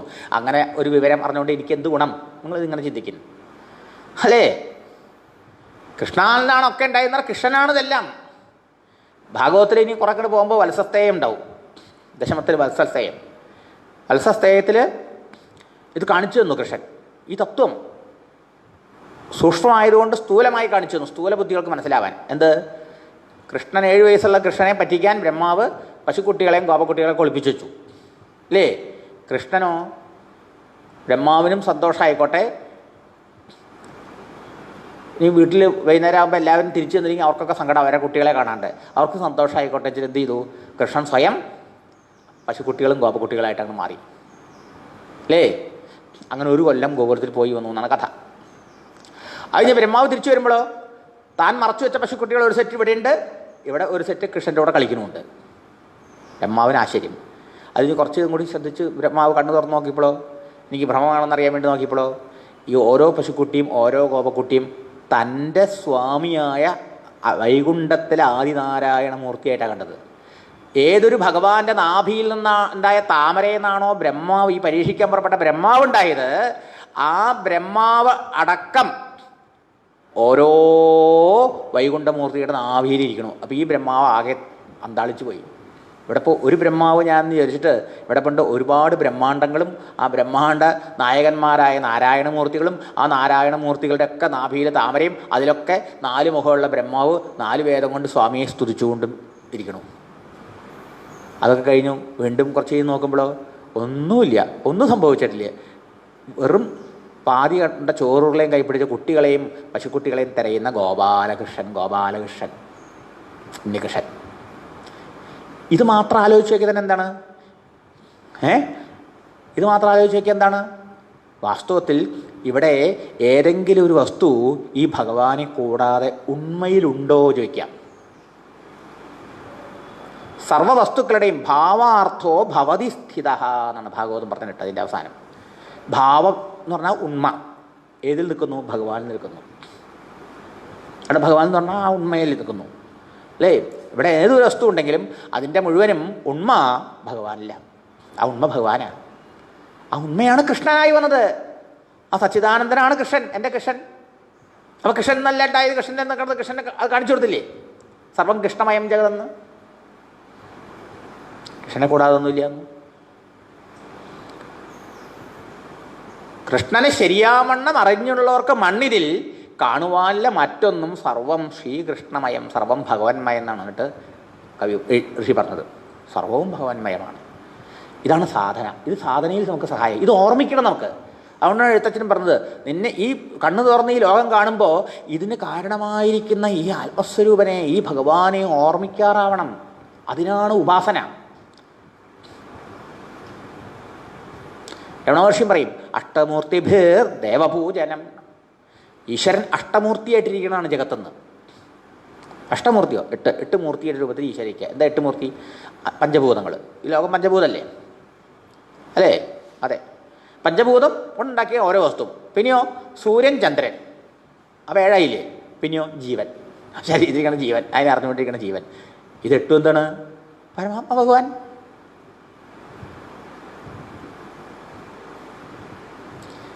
ജഗത ഈശധീ യുക്തസേവനം അഷ്ടമൂർത്തിഭീർ ദേവപൂജനം. ഉപദേശധാരത്തിൽ രസമുണ്ടോ? ആലോചിച്ച് നോക്കൂ. ഇതാണ് സത്സംഗം. അപ്പോൾ മതമത്സരങ്ങളും രാഗദ്വേഷങ്ങളും മനസ്സിൽ നിറഞ്ഞിരിക്കുമ്പോൾ നമുക്ക് ഈ സത്യബോധം ഉണ്ടാവാൻ പറ്റില്ല. അത് സൂചിപ്പിക്കാം. മനസ്സിലായില്ലേ? പിന്നത്തെ ശ്ലോകത്തിൽ അത് പറഞ്ഞു. പക്ഷേ ഇതറിയണില്ല നമുക്ക്. ഇതറിയാതെ ഈ സത്യസ്വരൂപം മറയപ്പെട്ടിരിക്കുക നാമരൂപങ്ങളാൽ ആണ്. പരമാർത്ഥം ഈ വ്യാവഹാരിക സത്തയാൽ മറയപ്പെട്ടിരിക്കുന്നു. അതിനാണ് തേജോവാരി മൃതാം യഥാ വിനിമയം എന്നൊക്കെയുള്ള ആ വാക്ക് പറഞ്ഞത് അല്ലേ? സത്യത്തെ മറ്റൊന്നായി കാണുന്നതിന് ഉദാഹരണമാണ് പറഞ്ഞ നൃത്തം. എന്നാൽ ഈ ലോകമുണ്ടായി നിലനിന്ന് നശിച്ചോട്ടെ, ഭഗവാന് വല്ല നാശം വരണ്ടോ? ഇല്ല. അതാണ് ധാമനാസ്വേന നിരസ്തഹുകം എന്ന് പറഞ്ഞത്. ആഭരണങ്ങൾ ഉണ്ടായി നശിച്ചാലും സ്വർണ്ണത്തിനൊന്നും വരില്ല. ഈ ലോകത്തിൻ്റെ സ്വഭാവം എന്താ? പരമാത്മ തന്നെയാണ് ഈ പ്രപഞ്ചമായിട്ടിരിക്കണമെന്ന് പറഞ്ഞാൽ ഒരു ഒരു ചോദ്യം ഉണ്ടാവും. അപ്പോൾ ഈ ലോകത്തിൽ നാശം ഉണ്ടല്ലോ, അപ്പോൾ ഈ ലോകനാശം ഭഗവാനെ ബാധിക്കില്ലേ? മാത്രമല്ല ഈ ലോകത്തിൽ എല്ലാ വസ്തുവിനും 6 സ്വഭാവമുണ്ട്. 6 ധർമ്മം എന്നാ പറയാം. എന്താ? ഉണ്ടാവുക, കുറച്ച് കാലം നിലനിൽക്കുക, വളരുക, പരിണാമം സംഭവിക്കുക, ക്ഷയിക്കുക, നശിക്കുക. ഷഡ് വികാരവത് 6 വികാരങ്ങളുണ്ട് നമ്മുടെ ശരീരത്തിനുണ്ട്. നമ്മുടെ ശരീരത്തിന് മാത്രമല്ല, ലോകത്തിലെ ഏത് വസ്തു എടുത്താലും ഉണ്ട് അല്ലേ? അപ്പോൾ ഈ വികാരവും അവസാനം അതിൻ്റെ ഫലമായിട്ടുണ്ടാകുന്ന നാശവും ആ പരമാത്മ ഭഗവാനെ ബാധിക്കുമോ? ബാധിക്കുന്നില്ല. മനസ്സിലായോ? നാമരൂപങ്ങൾ എത്ര പൊന്തി മറിഞ്ഞോട്ടെ സമുദ്രത്തിൽ, എത്ര തിരമാല ജനിച്ചോട്ടെ, എത്ര തിരമാല മരിച്ചോട്ടെ, സമുദ്രത്തിന് വല്ല കുറവുണ്ടോ? സമുദ്രജലത്തിന് ഇല്ല. അതുപോലെയാണ് ഒരേ സ്വർണം ഒരുക്കി മാലയാക്കി, അതിന് ഒരുക്കി കമ്മലാക്കി, അതിന് ഒരുക്കി പാസരാക്കി. എപ്പോഴും സ്വർണ്ണം അല്ലാണ്ടാവണില്ല. പേരുകൾ മാത്രമേ മാറുന്നുള്ളൂ, നാമങ്ങളെ മാറുന്നുള്ളൂ എന്നർത്ഥം. അപ്പോൾ ഈ നാമരൂപങ്ങളിൽ സത്യത്വ ബുദ്ധി കൊണ്ട് എന്ത് പറ്റണം? നമുക്ക് നാമരൂപങ്ങൾക്ക് ആധാരമായിരിക്കുന്ന സത്യസ്വരൂപൻ നമുക്ക് മറയപ്പെടുന്നു, മിസ് ചെയ്യുന്നു. അതിൻ്റെ ഫലമാണത്രേ ഈ രാഗദ്വേഷങ്ങൾ. അതിൻ്റെ ഫലമാണത്രേ ഈ ജനന മരണ സംസാര ചക്രത്തിൽ ഈ ജീവൻ കറങ്ങാനിട വരണത്. ഇതാണ് പോയിന്റ്. മനസ്സിലായോ? അതൊന്ന് പുറത്ത് കിടക്കണമെങ്കിലോ ഈ സർവേശ്വരനെ ആശ്രയിക്കേ വഴിയുള്ളൂ, ഭരിക്കേ വഴിയുള്ളൂ. മനസ്സിലായോ? അപ്പോൾ ആ നിർഗുണനും നിരാകാരനുമായ പരമാത്മാവിനെ നമുക്ക് ധ്യാനിക്കാൻ ഭരിക്കാനോ പറ്റിയെന്ന് വരില്ല എല്ലാവർക്കും. അപ്പം അതിനാണ് ആ പ്രഭു നീലമേഘശ്യാമളവർണ്ണനായി, വേണുഗോപാലമൂർത്തിയായി, വൃന്ദാവന വിഹാരിലാലായി അല്ലേ ശ്രീകൃഷ്ണനായിട്ട് അവതാരമെടുത്തത്. ആ ഭഗവാന്റെ രൂപത്തെ എല്ലാവർക്കും ആശ്രയിക്കാലോ, സേവിക്കാലോ, ഭജിക്കാലോ, ധ്യാനിക്കാലോ, പൂജിക്കാലോ, ആ കണ്ണൻ്റെ കഥകൾ കേൾക്കാലോ, നാമങ്ങൾ ജപിക്കാലോ, അവിടുത്തെ പൂജിക്കാലോ അല്ലേ? ഇങ്ങനെ ചെയ്യണം. അതിന് സഗുണ ഉപാസന എന്നാണ് പറയാം. അപ്പോൾ സഗുണനായും നിർഗുണനായും സാകാരനായും നിരാകാരനായും ആ പരമാത്മാവല്ലാതെ അവിടെ വേറെ ഒന്നുമില്ല. മനസ്സിലായോ? സച്ചിദാനന്ദം കേൾക്കുമ്പോൾ അതിന് നാമരൂപങ്ങളൊന്നും നിർഗുണ നിരാകാരം എന്നാ സഗുണസാകാരമാണ് ഈ പ്രപഞ്ചം. ആ പ്രപഞ്ചത്തിൽ വീണ്ടും ഭഗവാൻ ഇപ്രകാരം ശ്രീകൃഷ്ണനായും ശ്രീരാമനായും അനേകമനേകം രൂപങ്ങളിൽ നമ്മെ അനുഗ്രഹിക്കാൻ വേണ്ടി വരുന്നു. അതാണ് ഉദ്ധവർ പറഞ്ഞത്, ഭക്താർത്ഥം സഗുണോ ജാതഃ നിരാകാരോപി ചിന്മയ. ഭഗവാനെ അവിടുന്ന് ചിന്മയമൂർത്തിയായിരുന്നാൽ, ബോധസ്വരൂപനായി ചൈതന്യസ്വരൂപനായിരുന്ന എത്ര പേർക്ക് അവിടുത്തെ അറിഞ്ഞ് ആശ്രയിച്ച് സാക്ഷാത്കരിക്കാൻ പറ്റും അല്ലേ? ശരിയല്ലേ? നിരാകാരഹാപി, നിരാകാരനാണെങ്കിലും ചിന്മയനാണെങ്കിലും അവിടുന്ന് എന്തിനും കൃഷ്ണനായി വന്നു? ഭക്താർത്ഥം, in order to bless the devotees. മനസ്സിലായോ? ഭക്തന്മാരെ അനുഗ്രഹിക്കാൻ വേണ്ടി നൃത്തം. ഭക്താനുഗ്രഹാർത്ഥം. അനുഗ്രഹായ ഭൂതാനാം മാനുഷം ദേഹമാശ്രിത എന്നാണ് പറയണത്. മനുഷ്യരെ ജീവജാലങ്ങളെ അനുഗ്രഹിക്കാൻ വേണ്ടി മാത്രമാണ് ഭഗവാന്റെ അവതാരം. അല്ലാതെ ഭൂഭാരം തീർക്കാൻ ഭഗവാൻ അവതരിക്കണമെന്നില്ല. ഭൂഭാരം ഇപ്പോൾ തീർത്തുകൊണ്ടിരിക്കുന്നുണ്ട് ഭഗവാൻ അല്ലേ? ഭൂഭാരം തീർക്കാൻ എല്ലാം ഇപ്പം ചരിത്രം പറയുന്നത് ഓരോ 20കളിലും സംഭവിച്ചിട്ടുണ്ട് അത്രേ ഒരു ഭൂഭാരം തീർക്കണ പ്രക്രിയ ഭഗവാന്റെ. 100 കൂടി കൊല്ലുമ്പോൾ 1920 എന്നാണ് പറഞ്ഞത്, 2020. ഇനിയിപ്പോൾ അടുത്ത 100 വർഷം കഴിയുമ്പോൾ ഉണ്ടാവും എന്ന് പറഞ്ഞാൽ നമ്മൾ ആരും ഉണ്ടാവില്ല. അത് സാക്ഷി, അതിന് സാക്ഷ്യം വഹിക്കാൻ. അത് ഭഗവാന്റേതായ പദ്ധതികളുണ്ടെന്നർത്ഥം. മനസ്സിലായില്ലേ? നാച്ചുറൽ പലതരത്തിലാണ് ഭഗവാന്റെ നാച്ചുറൽ വെപ്പൺസ് ഉണ്ട് അല്ലേ? പ്രകൃതിക്ഷോഭങ്ങൾ, ഉരുൾപൊട്ടലുകൾ, വെള്ളപ്പൊക്കം, കൊടുങ്കാറ്റ് അല്ലേ, മേഘവിസ്ഫോടനം, ഇന്ദ്രൻ ഗോകുലത്തിൽ മഴ പെയ്ച്ച മാതിരി, ഇതൊക്കെ ഈ സത്യമാണെന്ന് നമ്മൾ അടുത്ത കാലത്ത് നമ്മൾ കണ്ടുകൊണ്ടിരിക്കുക അല്ലേ? ഇങ്ങനെ പലതുണ്ട്. മഹാമാരികൾ, യുദ്ധങ്ങൾ, ഇതൊക്കെ. പക്ഷേ ഭക്തനെ അനുഗ്രഹിക്കണമെങ്കിലോ ഭഗവാൻ അവതരിക്കുക വേണം, വേണ്ടേ? അവിടുത്തെ കഥകൾ കേട്ടും അവിടുത്തെ തിരുനാമങ്ങൾ ജപിച്ചും അവിടുത്തെ പൂജ ചെയ്തും അവിടുത്തെ രൂപത്തെ ധ്യാനിച്ചും ഭക്തന്മാർക്ക് എളുപ്പത്തിൽ ഈ ഭഗവാന്റെ മായയെ കടക്കാം. മനസ്സിലായോ? അപ്പം എന്ത് ചെയ്യണം? നിർഗുണനും നിരാകാരനുമായ സച്ചിദാനന്ദ പരബ്രഹ്മത്തെ നമുക്ക് പൂജിക്കാനും ധ്യാനിക്കാനും കഴിയില്ല. സാരമില്ല, അത് തന്നെ അവിടുന്ന് തന്നെയാണ് ഈ ശ്രീകൃഷ്ണനായി വേണുഗോപാലമൂർത്തിയായി വന്നിരിക്കുന്നത്. ആ നീലമേഘശ്യാമളവർണ്ണനായ ആ ശ്രീകൃഷ്ണനെ ഭരിക്കൂ. അതാണ് ആ ശ്രീകൃഷ്ണ ധ്യാനത്തിൽ നമ്മൾ പറഞ്ഞത് തന്നെ അല്ലേ? ആരാണ് അവിടുന്ന്? സച്ചിദാനന്ദ രൂപായ, സച്ചിദാനന്ദ സ്വരൂപനാണ് ആര്? ഈ കൃഷ്ണൻ. വിശ്വ ഉൽപ്പത്തിയാദി ഹേതവേ, ഈ പ്രപഞ്ചത്തിൻ്റെ സൃഷ്ടിസ്ഥിതി ലയങ്ങൾക്ക് കാരണം ജന്മാദ്യസ്യ യതഹ എന്നാണ് അവിടെ പറഞ്ഞത്, അതിൽ പറഞ്ഞത് അല്ലേ? ജന്മാദ്യസ്യ യതഹ എന്നുള്ളതിൻ്റെ അർത്ഥമാണ് വിശ്വ ഉൽപ്പത്തിയാദി ഹേതവേ എന്ന് പറഞ്ഞത്. വിശ്വത്തിൻ്റെ സൃഷ്ടിസ്ഥിതി മാരങ്ങൾക്ക് കാരണഭൂതൻ എന്ന് പറഞ്ഞത് അല്ലേ? താപത്രയ വിനാശായ ശ്രീകൃഷ്ണായ വയന്നമ. ശ്രീകൃഷ്ണനെ, ആ ശ്രീകൃഷ്ണനെ ഞങ്ങൾ നമസ്കരിക്കണം. ഈ ശ്രീകൃഷ്ണൻ ആരാ? നമ്മൾ പൂജിക്കുന്ന, ഭജിക്കുന്ന, ആരാധിക്കുന്ന ശ്രീകൃഷ്ണൻ ആരാ? ഈ ശ്രീകൃഷ്ണനും പരബ്രഹ്മം തമ്മിൽ വല്ല ബന്ധമുണ്ടോ? പരബ്രഹ്മം തന്നെ ശ്രീകൃഷ്ണൻ, സച്ചിദാനന്ദ സ്വരൂപം തന്നെ. അവൻ തന്നെ പ്രപഞ്ചത്തിൻ്റെ വിശ്വത്തിൻ്റെ ജന്മാദ്യസ്യ യതഹ സത്യം പരം ധീമഹി. മനസ്സിലായോ? എന്ത് രസമുണ്ടപ്പോൾ? കൺഫ്യൂഷൻ ഇല്ല. അല്ലെങ്കിൽ ആൾക്കാർ ഇത് ഡ്രൈ ആണ്. ഡ്രൈ അല്ല, ഇതാണ് രസം. ഇത് അറിഞ്ഞ് ഭരിക്കുമ്പോൾ ആത്മാർത്ഥത ഉണ്ടാവും. അല്ലാത്തടുത്ത് യാന്ത്രിക ആരാ ഈ കൃഷ്ണൻ? എന്തേ കൃഷ്ണൻ? ഈ കൃഷ്ണൻ നമ്മൾ തമ്മിൽ എന്താ ബന്ധം? ഈ ഈശ്വരൻ നമ്മൾ തമ്മിൽ വല്ല ബന്ധമുണ്ടോ? ബന്ധം അറിയണ്ടേ? എടോ, ആ ഈശ്വരനാണ് നിന്നെ നീയാക്കണത്. ഈശ്വരൻ മൈനസ് നീ ഉണ്ടോ? ഇല്ല. സമുദ്രത്തെ മാറ്റി നിർത്തിയ തിരമാലയുണ്ടോ? ഉണ്ടോ? സ്വർണത്തെ മാറ്റിക്കഴിഞ്ഞാൽ പിന്നെ പണ്ടത്തിന് ഞാൻ പണ്ടെന്നും കഴുത്തി കിടന്ന് അഭിമാനിക്കാൻ പറ്റുമോ? വരുമോ? ഇതുപോലെയാണ് നമ്മുടെയൊക്കെ അഭിമാനം. മനസ്സിലായോ? സമുദ്രത്തിൻ്റെ തിരമാലയാണ്, അല്ലാതെ തിരമാലയുടെ സമുദ്രമല്ല. ആണോ? ഐ ബിലോങ്സ് ടു ഭഗവാൻ. ആ ഭാഗം വരുമ്പോഴാണ് ഭക്തി വരുന്നത്. ഭഗവാനെ കൂടാതെ ഞാനും എൻ്റേതും ഒന്നുമില്ല, നിലനിൽപ്പില്ല എന്നർത്ഥം. അപ്പം ആ ഭഗവാനെ ഇപ്രകാരം ഭജിക്കണം. അതാണ് ഈ ഭ്രാന്തിയിൽ നിന്ന് പുറത്തിടാൻ.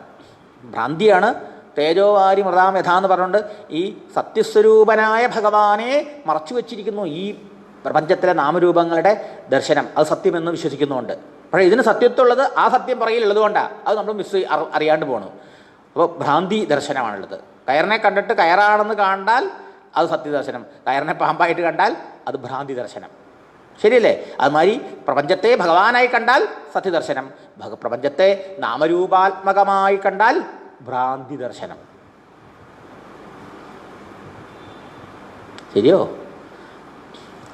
അതാണ് സത്യം. ഇനി ധീമഹി എന്ന ശബ്ദം കേൾക്കുമ്പോൾ തന്നെ ഗായത്രി മന്ത്രം ഓർമ്മ വിടുക. എന്താ? ഗായത്രി വേദസാരമാണ്, സർവ്വവേദങ്ങളുടെയും സാരമാണ്. അതുതന്നെയാണ് ഭാഗവതവും. സർവ്വവേദാന്ത സാരമാണ്, വേദാന്ത സാരമാണ് ഭാഗവതം. വേറൊരു ഭാഷയിൽ പറഞ്ഞ ഗായത്രിയുടെ വ്യാഖ്യാനം എന്ന് പറയാം. അതെ. അപ്പം ഇങ്ങനെ ഒന്നാമത്തെ പദ്യത്തിൽ ഒരുപാട് ആശയങ്ങളുണ്ട്. ഇനി നമ്മൾ കുറേ കൂടി ചിന്തിച്ചാൽ ഇനിയും കിട്ടും. ഓരോരുത്തർക്കും എത്ര വേണമെങ്കിൽ ആഴത്തിൽ പോവാം. മനസ്സിലായില്ലേ? അപ്പോൾ എങ്കിലും സാമാന്യമായിട്ട് കുറച്ചും കൂടി അതിനെക്കുറിച്ച് വ്യക്തമായി തോന്നുന്നു. ഇനി ഈ ശ്ലോകം വായിക്കുമ്പോൾ കുറേ കാര്യങ്ങൾ നമ്മുടെ മനസ്സിൽ ഓടി വരും അല്ലേ? ശ്ലോകം വരുമ്പോൾ തന്നെ ഭഗവാൻ നമ്മുടെ ഉള്ളിൽ ഇതൊക്കെ പറയാനും ചിന്തിക്കാനും കഴിവുന്ന ഉള്ളിൽ അന്തര്യാമിയായി എല്ലാം കണ്ടുകൊണ്ട് സാക്ഷിയായിരിക്കണോ. പുറത്ത് കണ്ണിന് കാണാൻ, കാതിന് കേൾക്കാൻ, മൂക്കിന് മണക്കാൻ, ഏഹേന്ദ്രിയാദികളൊക്കെ പ്രവർത്തിപ്പിച്ചുകൊണ്ടിരിക്കണോ. പുറത്ത് ഈ കണ്ണുകൊണ്ട് കാണുന്നതും കാതുകൊണ്ട് കേൾക്കുന്നതും കൈകൊണ്ട് തുറന്നൊക്കെ അവനെ തന്നെയാണ്. അതിലൊക്കെ അവൻ്റെ സാന്നിധ്യം. അപ്പോൾ നമ്മുടെ ബന്ധങ്ങൾ നന്നാവും എന്നർത്ഥം. റിലേഷൻഷിപ്പ്, സ്നേഹ ആദരങ്ങളുണ്ടാവും. അതൊക്കെയാണ് ഇതിൻ്റെ പോയിൻ്റ് എന്നർത്ഥം. അടുത്ത ശ്ലോകത്തിൽ ധർമ്മപ്രോജിതകൈതവോത്രപരമോ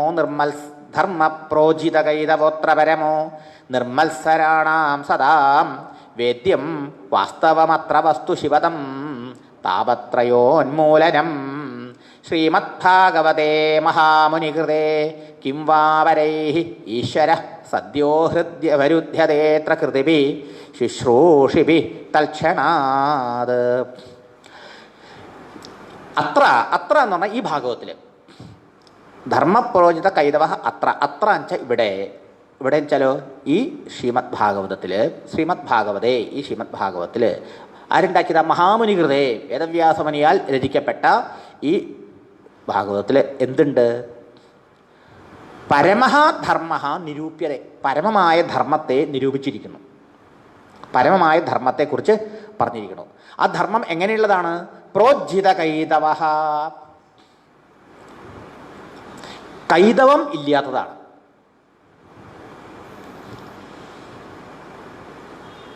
കാപട്യം ഇല്ലാത്തതാണ്.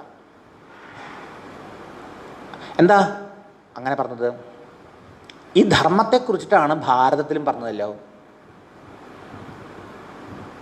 ധർമ്മത്തെക്കുറിച്ചാണല്ലോ രാമായണത്തിലും പറഞ്ഞത് അല്ലേ? അവിടെയൊക്കെ ധർമ്മത്തെക്കുറിച്ച് പറഞ്ഞപ്പോൾ ഭാരതവും രാമായണമൊക്കെ വായിച്ചാൽ മനസ്സിലാവും. ഭാരതത്തിൽ പ്രത്യേകമായിട്ട് പറഞ്ഞു. ഭാരതത്തിൽ ധർമ്മം അനുഷ്ഠിക്കാൻ പറഞ്ഞു വേദവ്യാസ മഹർഷി. എന്തിനു വേണ്ടിയാണ് പറഞ്ഞത്? അർത്ഥകാമങ്ങൾക്കുള്ള ഉപാധിയായിട്ടാണ് ധർമ്മത്തെ അവിടെ പറഞ്ഞത്. ധർമാദർത്ഥശ്ച കാമശ്ച സധർമ്മ കിന്ന സേവ്യതേ. ധർമ്മം നിങ്ങൾ കൈവടിയാതിരിക്കൂ, ധർമ്മത്തിനെ പിന്തുടരൂ, ധർമ്മം ആചരിക്കൂ, ധർമ്മത്തിലൂടെ നിങ്ങൾക്ക് അർത്ഥവും കാമൊക്കെ കിട്ടൂലോ എന്ന് വിളിച്ചു പറഞ്ഞു. ശരിയല്ലേ? രാമോ വിഗ്രഹവാൻ ധർമ്മ എന്ന് വാൽമീകി മഹർഷി രാമായണത്തിൽ പറഞ്ഞു. സ്വരൂപം സ്വീകരിച്ച ധർമ്മമാണ് രാമൻ. ധർമ്മത്തിൻ്റെ എല്ലാ വശവും അറിയണമെങ്കിൽ ശ്രീരാമൻ്റെ ജീവിതം നോക്കിയാൽ മതി അല്ലേ? അപ്പോൾ ധർമ്മത്തെക്കുറിച്ച് അവിടെ പറഞ്ഞു. പക്ഷേ ഇവിടെ നോക്കൂ, ഭാരതത്തിലെ ധർമ്മം കൈതവം ഉണ്ട് അവിടെ. അവിടുത്തെ ധർമ്മം പരിശുദ്ധമല്ല, കൈതവമുള്ളതാണ്, കാപട്യമുള്ളതാണ്. എന്താ? അവിടെ ധർമ്മം അർത്ഥകാമങ്ങൾ നേടാനുള്ള ഉപായമായിട്ടാണ് പറഞ്ഞത്. അത് ശരിയല്ല എന്ന് വേദവ്യാസൻ സ്ഥാപിക്കുകയാണ് ഭാഗവത്തിൽ. ഇവിടെ പ്രോജിത കൈതവമായ കപടതയില്ലാത്ത പരിശുദ്ധമായ ധർമ്മത്തെയാണ് ഭാഗവത്തിൽ പറഞ്ഞിരിക്കുന്നത് എന്ന് നോക്കി മനസ്സിലാക്കണത്. ഭാരതത്തിൻ്റെ ചിന്ത നോക്കിയാലേ ഇത് മനസ്സിലാവുള്ളൂ. ഭാരതത്തിൽ ധർമ്മത്തെ ധിക്കരിച്ചുകൊണ്ട് അർത്ഥത്തിന് വേണ്ടി രാജ്യത്തിനും രാജകീയമായ ഭോഗങ്ങൾക്കും സ്ഥാനമാനങ്ങളും ഇതൊക്കെ കിട്ടാൻ വേണ്ടി പടപൊരുതി ആര്? കൗരവന്മാർ. ധർമ്മത്തിൻ്റെ മാർഗം അവർക്ക് അറിയാനല്ലോ, അവർ പറ്റില്ലാവും അല്ലേ? എന്നിട്ടോ ഒക്കെ നേടി ധർമ്മത്തെ കൈവിടിഞ്ഞുകൊണ്ട് ധിക്കരിച്ചുകൊണ്ട് പടവെട്ടി. പക്ഷേ അവരെല്ലാവരും നശിച്ചു പോകും അല്ലേ? എന്നാൽ പാണ്ഡവരോ ധർമ്മത്തിനു വേണ്ടി ധർമ്മവിഗ്രഹനായ സാക്ഷാൽ ഭഗവാൻ ശ്രീകൃഷ്ണനെ സർവാത്മന ആശ്രയിച്ചുകൊണ്ട് പടവെട്ടി. രണ്ടു കൂട്ടരുടെ സ്ഥിതി ആലോചിച്ച് നോക്കും. എന്തുണ്ടായത്? ധർമ്മത്തെ ധിക്കരിച്ചുകൊണ്ട് അർത്ഥം നേടാൻ വേണ്ടി, അർത്ഥം കാമം നേടാൻ വേണ്ടി പടപൊരിയ കൗരവന്മാരുടെ സമ്പൂർണ്ണ നാശം ഭാരതത്തിൽ ഒച്ചയായിട്ട് സ്വന്തം മക്കളുടെ കഥയിലൂടെ ഒരു പിതാവ് ലോകത്തിന് പാഠം പഠിപ്പിക്കുക. ഇങ്ങനെ ഒരു ഇതിഹാസം ലോകത്തിലുണ്ടോ? വേദവ്യാസ മഹർഷിയുടെ മക്കളുടെ കഥയിലൂടെ ഈ ലോകർക്ക് ഉണ്ടായവർക്ക് ഇനി വരാൻ പോകുന്ന ഈ എന്താ പറയുക ജനറേഷൻ ടു കം അവർക്ക് മുഴുവൻ പഠിക്കാനുള്ള പാഠങ്ങൾ എഴുതി വെച്ചിട്ടില്ലേ?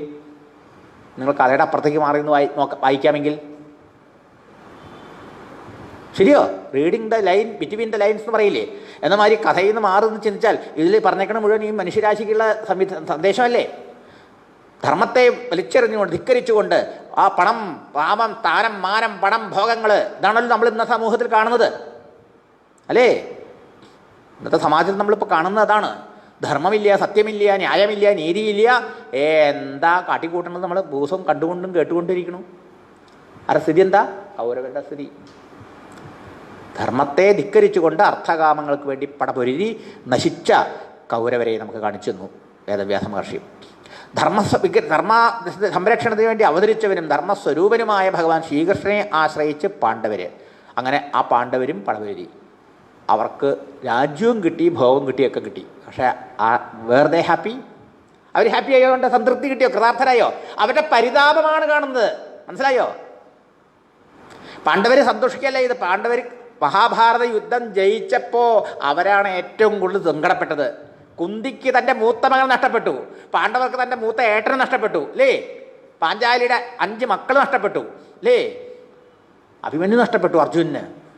ആ രംഗങ്ങളൊക്കെ നോക്കണം. എത്രയാ തകർന്നു പോയത് അർജുനൊക്കെ. ശരിയാവും. വംശം നശിപ്പിക്കാൻ പരീക്ഷത്തിനെ കൊല്ലാൻ വന്നു. അത് ഭഗവാൻ ശ്രീകൃഷ്ണൻ്റെ കൃപ കൊണ്ട് രക്ഷപ്പെട്ടു പരീക്ഷത്ത്. നോക്കണം, അവസാനം ശ്രീകൃഷ്ണൻ ഈ ലോകത്ത് നിന്ന് പോയി എന്നാണ് കേട്ടതോടുകൂടി പാണ്ഡവർക്ക് ഈ ലോകവും നേട്ടവും പണവും പ്രതാപവും സ്ഥാനവും കൊട്ടാരമൊക്കെ വെറും ശൂന്യമായി തോന്നി. അതൊക്കെ ദാ ഉപേക്ഷിച്ച് നേരെ ഹിമാലയത്തിലേക്ക് അങ്ങോട്ട് പോയി ആ ഭഗവാനെ സർവാത്മന ശരണമടഞ്ഞ് ആശ്രയിച്ച് ഈ പരമസത്യത്തെ ധ്യാനിച്ച് സാക്ഷാത്കരിച്ചപ്പോഴേ അവരൊക്കെ കൃതാർത്ഥരായുള്ളൂ, സന്തുഷ്ടരായുള്ളൂ എന്ന് പച്ചയായിട്ട് എഴുതി വച്ചിരിക്കുക വേദവ്യാസ മഹർഷി മഹാഭാരതത്തിൽ. ശരിയോ? ആ ദോഷം ഇവിടെ ഇല്ല. അതാണ് അവിടുത്തെ കൈതവം. അർത്ഥകാമങ്ങൾക്ക് വേണ്ടി ധർമ്മം അനുഷ്ഠിച്ചാൽ ഉണ്ടാവുന്ന അനുഭവം ഈ കൗരവരുടെയും പാണ്ഡവരുടെയും തന്നെ നമുക്കൊക്കെ എന്ന് പറയാം. മനസ്സിലായോ? അവരവരുടെ പിന്നില്ലേ ഒരു അർത്ഥകാമങ്ങൾക്ക് വേണ്ടി ധർമ്മത്തെ ഉപേക്ഷിക്കുകയെ, ധർമ്മത്തെ പിടിച്ചില്ല. പാണ്ഡവരാണ് ആശ്രയിച്ചത്. ശരിയോ? ഭാഗവത്തിൽ ധർമ്മം എന്താ?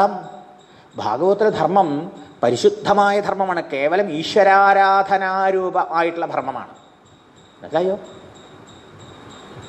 ഈശ്വരാരാധനമായി കർമ്മം ചെയ്യാനാണ് ഭഗവാൻ പറഞ്ഞത്. സ്വധർമ്മേണ ഹരിതോഷണം, ഇതാണ് ഭാഗവതിലെ ധർമ്മം. മനസ്സിലായോ? പരിശുദ്ധമായ ഭഗവത് പ്രേമം, ഭഗവാൻ സന്തോഷിക്കണം എന്ന് വിചാരിച്ച് തൻ്റെ കർമ്മങ്ങൾ ചെയ്യാനാണ് പറഞ്ഞത്. മനസ്സിലായോ?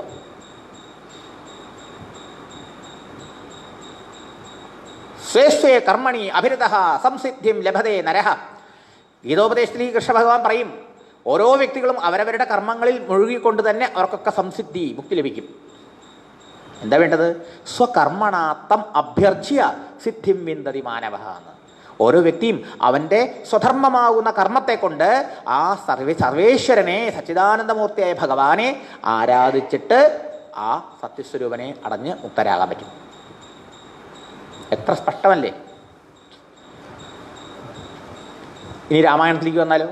ആ ഭാരതത്തിലെ ധർമ്മം പരാജയമാണെന്ന് വേദവ്യാസ മഹർഷി നമ്മളെ പഠിപ്പിക്കുക. ആ കൈതവം ഇല്ല ഭാഗവത്തിൽ. അതാണ് ഇനി അടുത്ത നമ്മൾ കുറച്ച് മുന്നോട്ട് പോകുമ്പോൾ നമ്മൾ കുറച്ചും കൂടി മനസ്സിലാവും. ഇവിടെ തന്നെ ശ്ലോകങ്ങൾ വരുന്നുണ്ട്, വ്യാഖ്യാനം. രാമായണത്തിലോ കാമത്തിന് പരവശനായിട്ട് പരിതപിച്ച് മരിച്ചു അല്ലേ ദശരഥൻ. അർത്ഥത്തിന് വേണ്ടി ധർമാനുഷ്ഠിച്ചാൽ എന്തുണ്ടാവും ഭാരതം പഠിപ്പിച്ചപ്പോൾ കാമത്തിന് വേണ്ടി ധർമാനുഷ്ഠിച്ചാൽ എന്തുണ്ട് കിട്ടുന്നത് രാമായണം പഠിപ്പിച്ചു. അപ്പോൾ ഈ അർത്ഥകാമം എന്നുള്ളത് ഒരു മുതലിടവുന്ന്, അതായത് നക്രന്നായി പറഞ്ഞത്. ഈ അർത്ഥകാമങ്ങളാവുന്ന നക്രത്തിൻ്റെ മുതലയുടെ പിടിയിൽ നിന്ന് രക്ഷപ്പെടാനുള്ള ഉപായം എന്താ? ആ ഉപായമാണ് ഭാഗവതത്തിൽ ഭഗവാൻ എടുത്തു പറഞ്ഞു. ധർമ്മ പ്രോചിത കൈതവഃ, പരിശുദ്ധമായ ധർമ്മം, കാപട്യമില്ല ധർമ്മം, കേവലം ഈശ്വര ആരാധനാരൂപമായ ധർമ്മം, പരമപ്രേമത്തോടെ ഈശ്വരനിൽ കർമ്മങ്ങൾ അനുഷ്ഠിച്ചുകൊണ്ട് ചെയ്യുന്ന ധർമ്മം, സാക്ഷാത്തായ ധർമ്മം. ഇതാണ് ഭാഗവതം പറയുന്നത്. ശേഷമുണ്ടപ്പോൾ അതുകൊണ്ടാണല്ലോ മറ്റ് പുരാണങ്ങൾ ഇതിഹാസങ്ങളൊക്കെ എഴുതിയിട്ടും വ്യാസമഹർഷി സംതൃപ്തി കിട്ടാതെ ഭാഗവതം എഴുതിയപ്പോഴേ കിട്ടിയുള്ളൂ എന്ന് പറഞ്ഞത്. മനസ്സിലായോ? കാരണം അത് നമ്മളെ പഠിപ്പിക്കുക.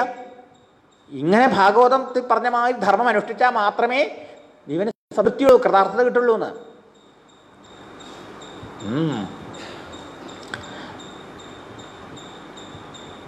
ഇനി ഭാഗവതത്തിൽ എന്തിനെക്കുറിച്ച് പറഞ്ഞിട്ടുണ്ട്? വാസ്തവം വസ്തു അത്ര ഈ ഭാഗവത്തിൽ വാസ്തവ വസ്തുവിനെ കുറിച്ചാണ് പറഞ്ഞേക്കണത്. വാസ്തവ വസ്തു എന്താ? നമ്മൾ ഇത് കണ്ടു കഴിഞ്ഞു. വാസ്തവ വസ്തുവാണ് ഭഗവാൻ, പരമാത്മാ, പരബ്രഹ്മം, സച്ചിദാനന്ദം എന്നൊക്കെ പറഞ്ഞത് അല്ലേ? ആ വാസ്തവ വസ്തുവിനെയാണ് ഈ ശ്രീമദ് ഭാഗവത്തിൽ പ്രതിപാദിച്ചിരിക്കുന്നത്. ആ വാസ്തവ വസ്തുവിനെ സാക്ഷാത്കരിക്കുന്നതിനുള്ള ഗുണം എന്താ? ശിവദം എന്ന് പറഞ്ഞുകൊണ്ട് കൈവല്യപ്രദം എന്നർത്ഥം. ശിവം ച ഓസ്പീഷ്യസ്, മംഗളം എന്നർത്ഥം. ആനന്ദം, സുഖം ഉള്ളിടത്തല്ലേ മംഗളുള്ളൂ അല്ലേ? ആനന്ദമംഗളം എന്നാണ് പറയുന്നത്. അപ്പോൾ മംഗളം എന്ന് പറഞ്ഞാൽ ആനന്ദം, കൈവല്യം, മോക്ഷം. മോക്ഷസ്വരൂപനാണ് ഭഗവാൻ ശ്രീകൃഷ്ണൻ. മോക്ഷസ്വരൂപനായ ഭഗവാന്റെ പ്രത്യക്ഷ രൂപമാണ് ഭാഗവതം. നമുക്ക് ഇതൊക്കെ തന്നെ കണക്ട് ചെയ്ത് നോക്കൂ അല്ലേ? അതെ. ശിവദം എന്ന് പറഞ്ഞാൽ ശിവത്തെ ദാനം ചെയ്യുന്ന ആൾ, മംഗളത്തെ ആനന്ദത്തെ കൊടുക്കുന്നവൻ. അപ്പോൾ ഈ സത്യം, ഈ ഭാഗവത്തിൽ പരമസത്യത്തെയാണ്, പരമാത്മാവിനെ പ്രതിപാദിച്ചിട്ടുണ്ട്. അതിനെ അറിയുന്നതോടുള്ള ഗുണം എന്താണ്? സാക്ഷാത്കരിക്കുന്നതോടുള്ള ഗുണം ശിവദം, ജന്മസാഫല്യം, കൈവല്യം, മോക്ഷം. വേദ്യം നമ്മൾ ഓരോരുത്തരും അറിയണം. നമ്മൾ ഓരോരുത്തരും ഈ സത്യം സാക്ഷാത്കരിച്ചാൽ മാത്രമേ നമ്മുടെ ജീവിതത്തിന് കൃതാർത്ഥതയും ധന്യതയും വരുള്ളൂ. പക്ഷേ എന്തുകൊണ്ട് എല്ലാവർക്കും ഇത് അറിയാൻ കഴിയണില്ല? നിർമത്സരാണാം സദാം വേദ്യം. നമ്മുടെ മനസ്സ് മതമത്സരങ്ങളെ കൊണ്ട് എന്താ പറയുക, മലീമസമായിരിക്കുമ്പോൾ അറിയാൻ പറ്റില്ല. ഈവണ്ടോ ഭഗവാൻ സച്ചിദാനന്ദ സ്വരൂപൻ നമ്മുടെയൊക്കെ ആത്മാവായിട്ട് ഉള്ളിലുണ്ട്, ഉള്ളിൽ ഉറക്കത്തിലുണ്ട് അല്ലേ? ഏത് നിമിഷമാണ് നമ്മുടെ കൂടെ ഭഗവാൻ ഇല്ലാത്തത്? വേറെ ആരെക്കാളും എപ്പോഴും ക്ലോസ് ആയിട്ട് എപ്പോഴും കൂടെ ഒരാൾ ഭഗവാനാണ്. പക്ഷേ നമുക്ക് അത് അനുഭവപ്പെടുന്നില്ല. കാരണം എന്താ? മതമത്സരങ്ങൾ നടന്നിരിക്കണം. അതുകൊണ്ട് എടുത്തു പറഞ്ഞു ക്വാളിഫിക്കേഷൻ, നിർമത്സരന്മാരാവണം എന്നർത്ഥം. ആ നിർമത്സരത എങ്ങനെ വരും? ഈ മത്സരത വരുന്നത് ഞാൻ നീ എന്ന് പറയണോണ്ടാ. അതിന് ദേഹാഭിമാനമാണ് കാരണം. അതിന് ഈ കാണുന്ന ദൃശ്യപ്രപഞ്ചത്തിൻ്റെ പുറകിലിരിക്കുന്ന പരമാത്മാവിനെ നമ്മൾ വിസ്മരിക്കുന്നതാ. അതുകൊണ്ടാണ് ആദ്യം പറഞ്ഞത് അർത്ഥേഷു അഭിജ്ഞാനം അന്വയാതെന്നൊക്കെ പറഞ്ഞത്. ഭഗവാന്റെ സ്ഥൂല ശരീരമാണെന്നൊക്കെ പറഞ്ഞത്. മനസ്സിലായില്ലേ? ആ ഭാവന കൊണ്ടേ ഈ മതമത്സരങ്ങൾ പോവുള്ളൂ ഉള്ളിൽ നിന്ന്. ആരോട് ഞാൻ കോമ്പറ്റ് ചെയ്യാനാ? നിങ്ങളുടെ ഉള്ളിലും എൻ്റെ ഉള്ളിൽ ഇരിക്കണം അതേ ഭഗവാനല്ലേ? ആത്യന്തികമായി നമ്മളൊക്കെ ഭഗവത് സ്വരൂപികളാണ്. അജ്ഞത കൊണ്ട് അറിയണില്ല എന്നല്ലേ ഉള്ളൂ. അപ്പോൾ ആരോട് കോമ്പറ്റ് ചെയ്യും? അതുകൊണ്ട് ഈ സത്യം അറിഞ്ഞ മഹാന്മാർക്ക് എല്ലാവരോടും കരുണയുള്ളൂ. അവരുടെ കോമ്പറ്റീഷൻ അവർ പോവില്ല. നോക്കിയിട്ടുണ്ടോ? അജ്ഞാനികൾക്കാണ് കോമ്പറ്റീഷൻ. മറ്റവർക്ക് സേവയാണ്. സേവ സേവ സേവ. What can I do for you എന്നാണ്. മനസ്സിലായോ? അപ്പോൾ നിർമ്മത്സരാണം വേദ്യം, നിർമ്മത്സരന്മാരാവണം. ഇനിയോ വേറൊരു കൊണ്ട് താപത്രയോന്മൂലനം. എല്ലാ ദുഃഖങ്ങളും ഈ ഭാഗവത്തെ പഠിച്ചാൽ, ഭാഗവതത്തിൽ പ്രതിപാദിച്ച ആ സത്യസ്വരൂപനെ സാക്ഷാത്കരിച്ചാൽ ഇല്ലാണ്ടാവും. അപ്പോൾ ആനന്ദം കിട്ടും, മോക്ഷം കിട്ടും, ദുഃഖം ഇല്ലാണ്ടാവുകയും ചെയ്യും. സ്വാമിയെ കണ്ട മോക്ഷം കിട്ടും അല്ലേ? ദുഃഖങ്ങളൊക്കെ ഇല്ലാണ്ടാവും. താപം എന്താ തപിപ്പിക്കുന്നത്? നമ്മളെ എപ്പോഴും തപിപ്പിക്കുന്നത്, ദുഃഖിപ്പിക്കുന്നത് 3 കാര്യങ്ങളാണ്. ത്രയമാണ്. താപത്രയം എന്ന് പറഞ്ഞു. ഒന്ന് നമ്മൾ ട്രഡീഷണലായിട്ട് പഠിച്ചിട്ടുള്ള എന്താ പറയുക, ആധ്യാത്മിക, ആദിദൈവിക, ആദിഭൗതികാദി ദുഃഖങ്ങൾ. മറ്റൊന്നെന്താ? കാമ, ക്രോധ, ലോഭം എന്ന 3 ഉണ്ട്.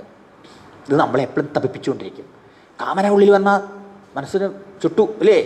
ക്രോധം വന്നാലും ചുട്ടു. ലോഭം കെട്ടിപ്പോരാനുള്ള ചിന്ത അത് നമ്മളെ ചുട്ടുകൊണ്ടിരിക്കും. തപിപ്പിക്കുന്നത് താപം. ഇത് 3 നമ്മളെ എപ്പോഴും തപിപ്പിക്കും. ഈ 3 ഇല്ലാണ്ടാക്കും ഈ ശ്രീമദ് ഭാഗവതം എന്ന്.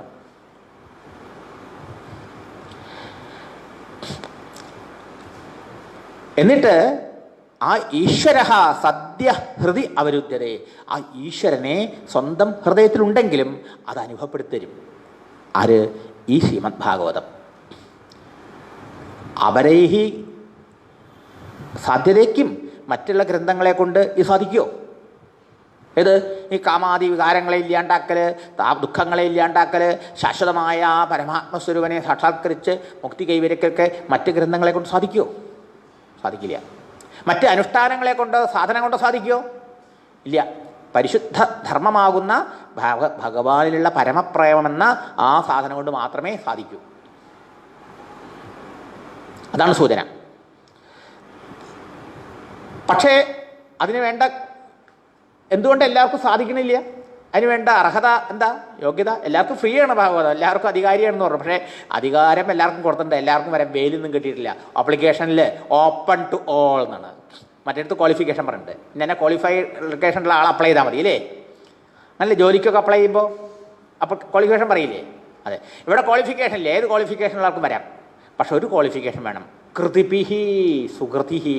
സുഹൃതിപിഹി സുഹൃതം, പുണ്യം ചെയ്തവർക്കേ പറ്റുള്ളൂ. പുണ്യാത്മാക്കൾക്ക് സൽക്കർമ്മങ്ങളെക്കാൾ പരിഭാഗമാണ് ഇതിന് കാരണം. അതുകൊണ്ടാണ് ഇങ്ങനെയൊക്കെ നമ്മൾ കേൾക്കുമ്പോൾ എന്താ ഈ ഭാഗവതം കൊണ്ട് ആയിക്കൂടെ എന്നൊക്കെ നമുക്ക് തോന്നും. പക്ഷെ നമുക്ക് ഭാഗവതം വായിക്കാൻ തോന്നില്ല, ഭാഗവതം കേൾക്കാൻ പോകാൻ തോന്നില്ല. എന്താ കാരണം? സുഹൃതത്തിൻ്റെ കുറവ്. സുഹൃതിഭിഹി ശുശ്രൂഷിഭിഹി. ശ്രോതും ഇച്ഛ, കേൾക്കാനുള്ള ഇച്ഛ, സജ്ജനങ്ങളെ സേവിക്കാനുള്ള ആഗ്രഹം. ശുശ്രൂഷാന്ന് ഒരർത്ഥം ശുശ്രൂഷിക്കുക പതില്ലേ, സേവിക്കൽ. മറ്റൊരർത്ഥം കേൾക്കാനുള്ള ആഗ്രഹം. രണ്ടും വേണം. മഹാത്മാക്കളെ, സജ്ജനങ്ങളെ സേവിച്ചാലേ, അങ്ങനെ സേവിച്ച് വേണം നമുക്ക് മനസ്സിലാക്കാൻ. മനസ്സിലായോ? രണ്ടും വേണം. അതെ, ഇപ്പം പറയാണ് മറ്റ് ഒരു ഗ്രന്ഥങ്ങളെ കൊണ്ടും മറ്റൊരു അനുഷ്ഠാനം കൊണ്ടും ഈ ഭാഗവതം കൊണ്ടും ആ പരിശുദ്ധമായ ഭഗവത് പ്രേമം കൊണ്ടും സ്വന്തം ഹൃദയത്തിലിരിക്കുന്ന ആനന്ദസ്വരൂപനാവുന്ന ഭഗവാന്റെ സാക്ഷാത്കാര അനുഭവം, ആ ദുഃഖ നിവൃത്തിയും മോക്ഷമൊക്കെ കിട്ടണ മാതിരി വേറെ ഒന്നുകൊണ്ടും കിട്ടില്ല.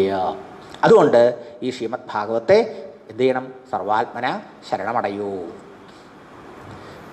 അപ്പോൾ ഭാഗവതത്തിൻ്റെ മഹത്വം, മഹിമ ഭഗവാൻ തന്നെ പറയാം. അഡ്വർടൈസ്മെൻറ്റ് ആദ്യത്തെ 2 ശ്ലോകം എടുത്താൽ മതി അല്ലേ?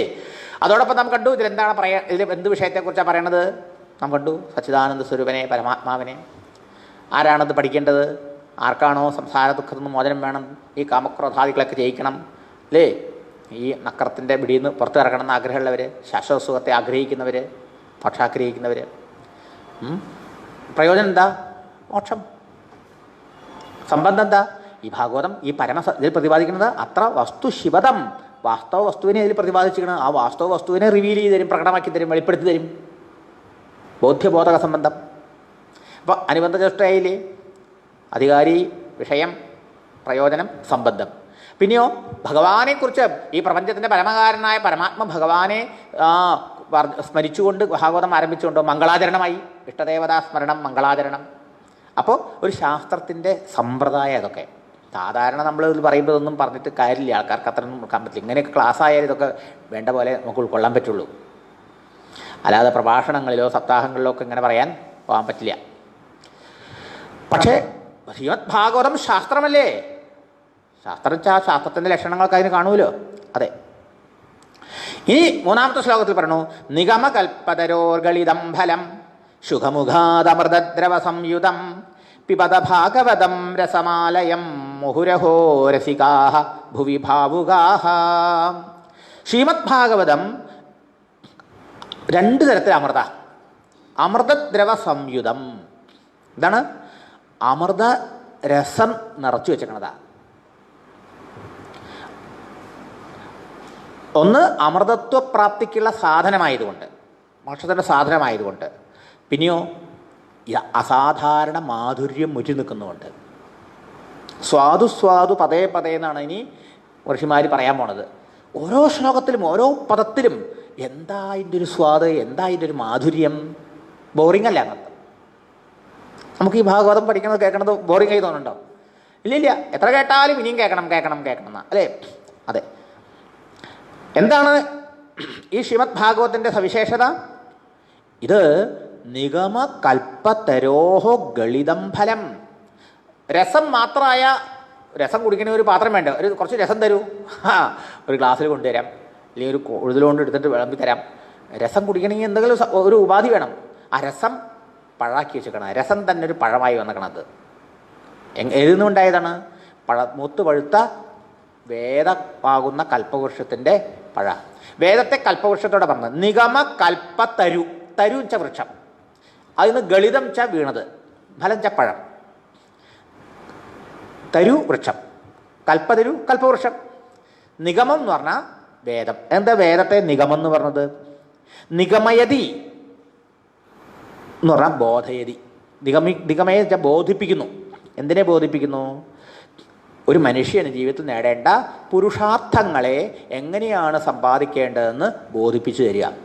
ധർമ്മ, അർത്ഥ, കാമ, മോക്ഷം എന്ന 4 പുരുഷാർത്ഥങ്ങളെ സമ്പാദിക്കാനുള്ള മാർഗത്തെ നന്നായിട്ട് ഉപദേശിക്കുന്നത് കൊണ്ട്, ബോധിപ്പിക്കുന്നത് കൊണ്ട്, ആ അർത്ഥത്തിൽ നിഗമയതി, ബോധയതി എന്ന അർത്ഥത്തിൽ ബോധിപ്പിക്കുക. ബോധയതി എന്ന് പറഞ്ഞാൽ നിഗമം എന്ന് പറഞ്ഞു.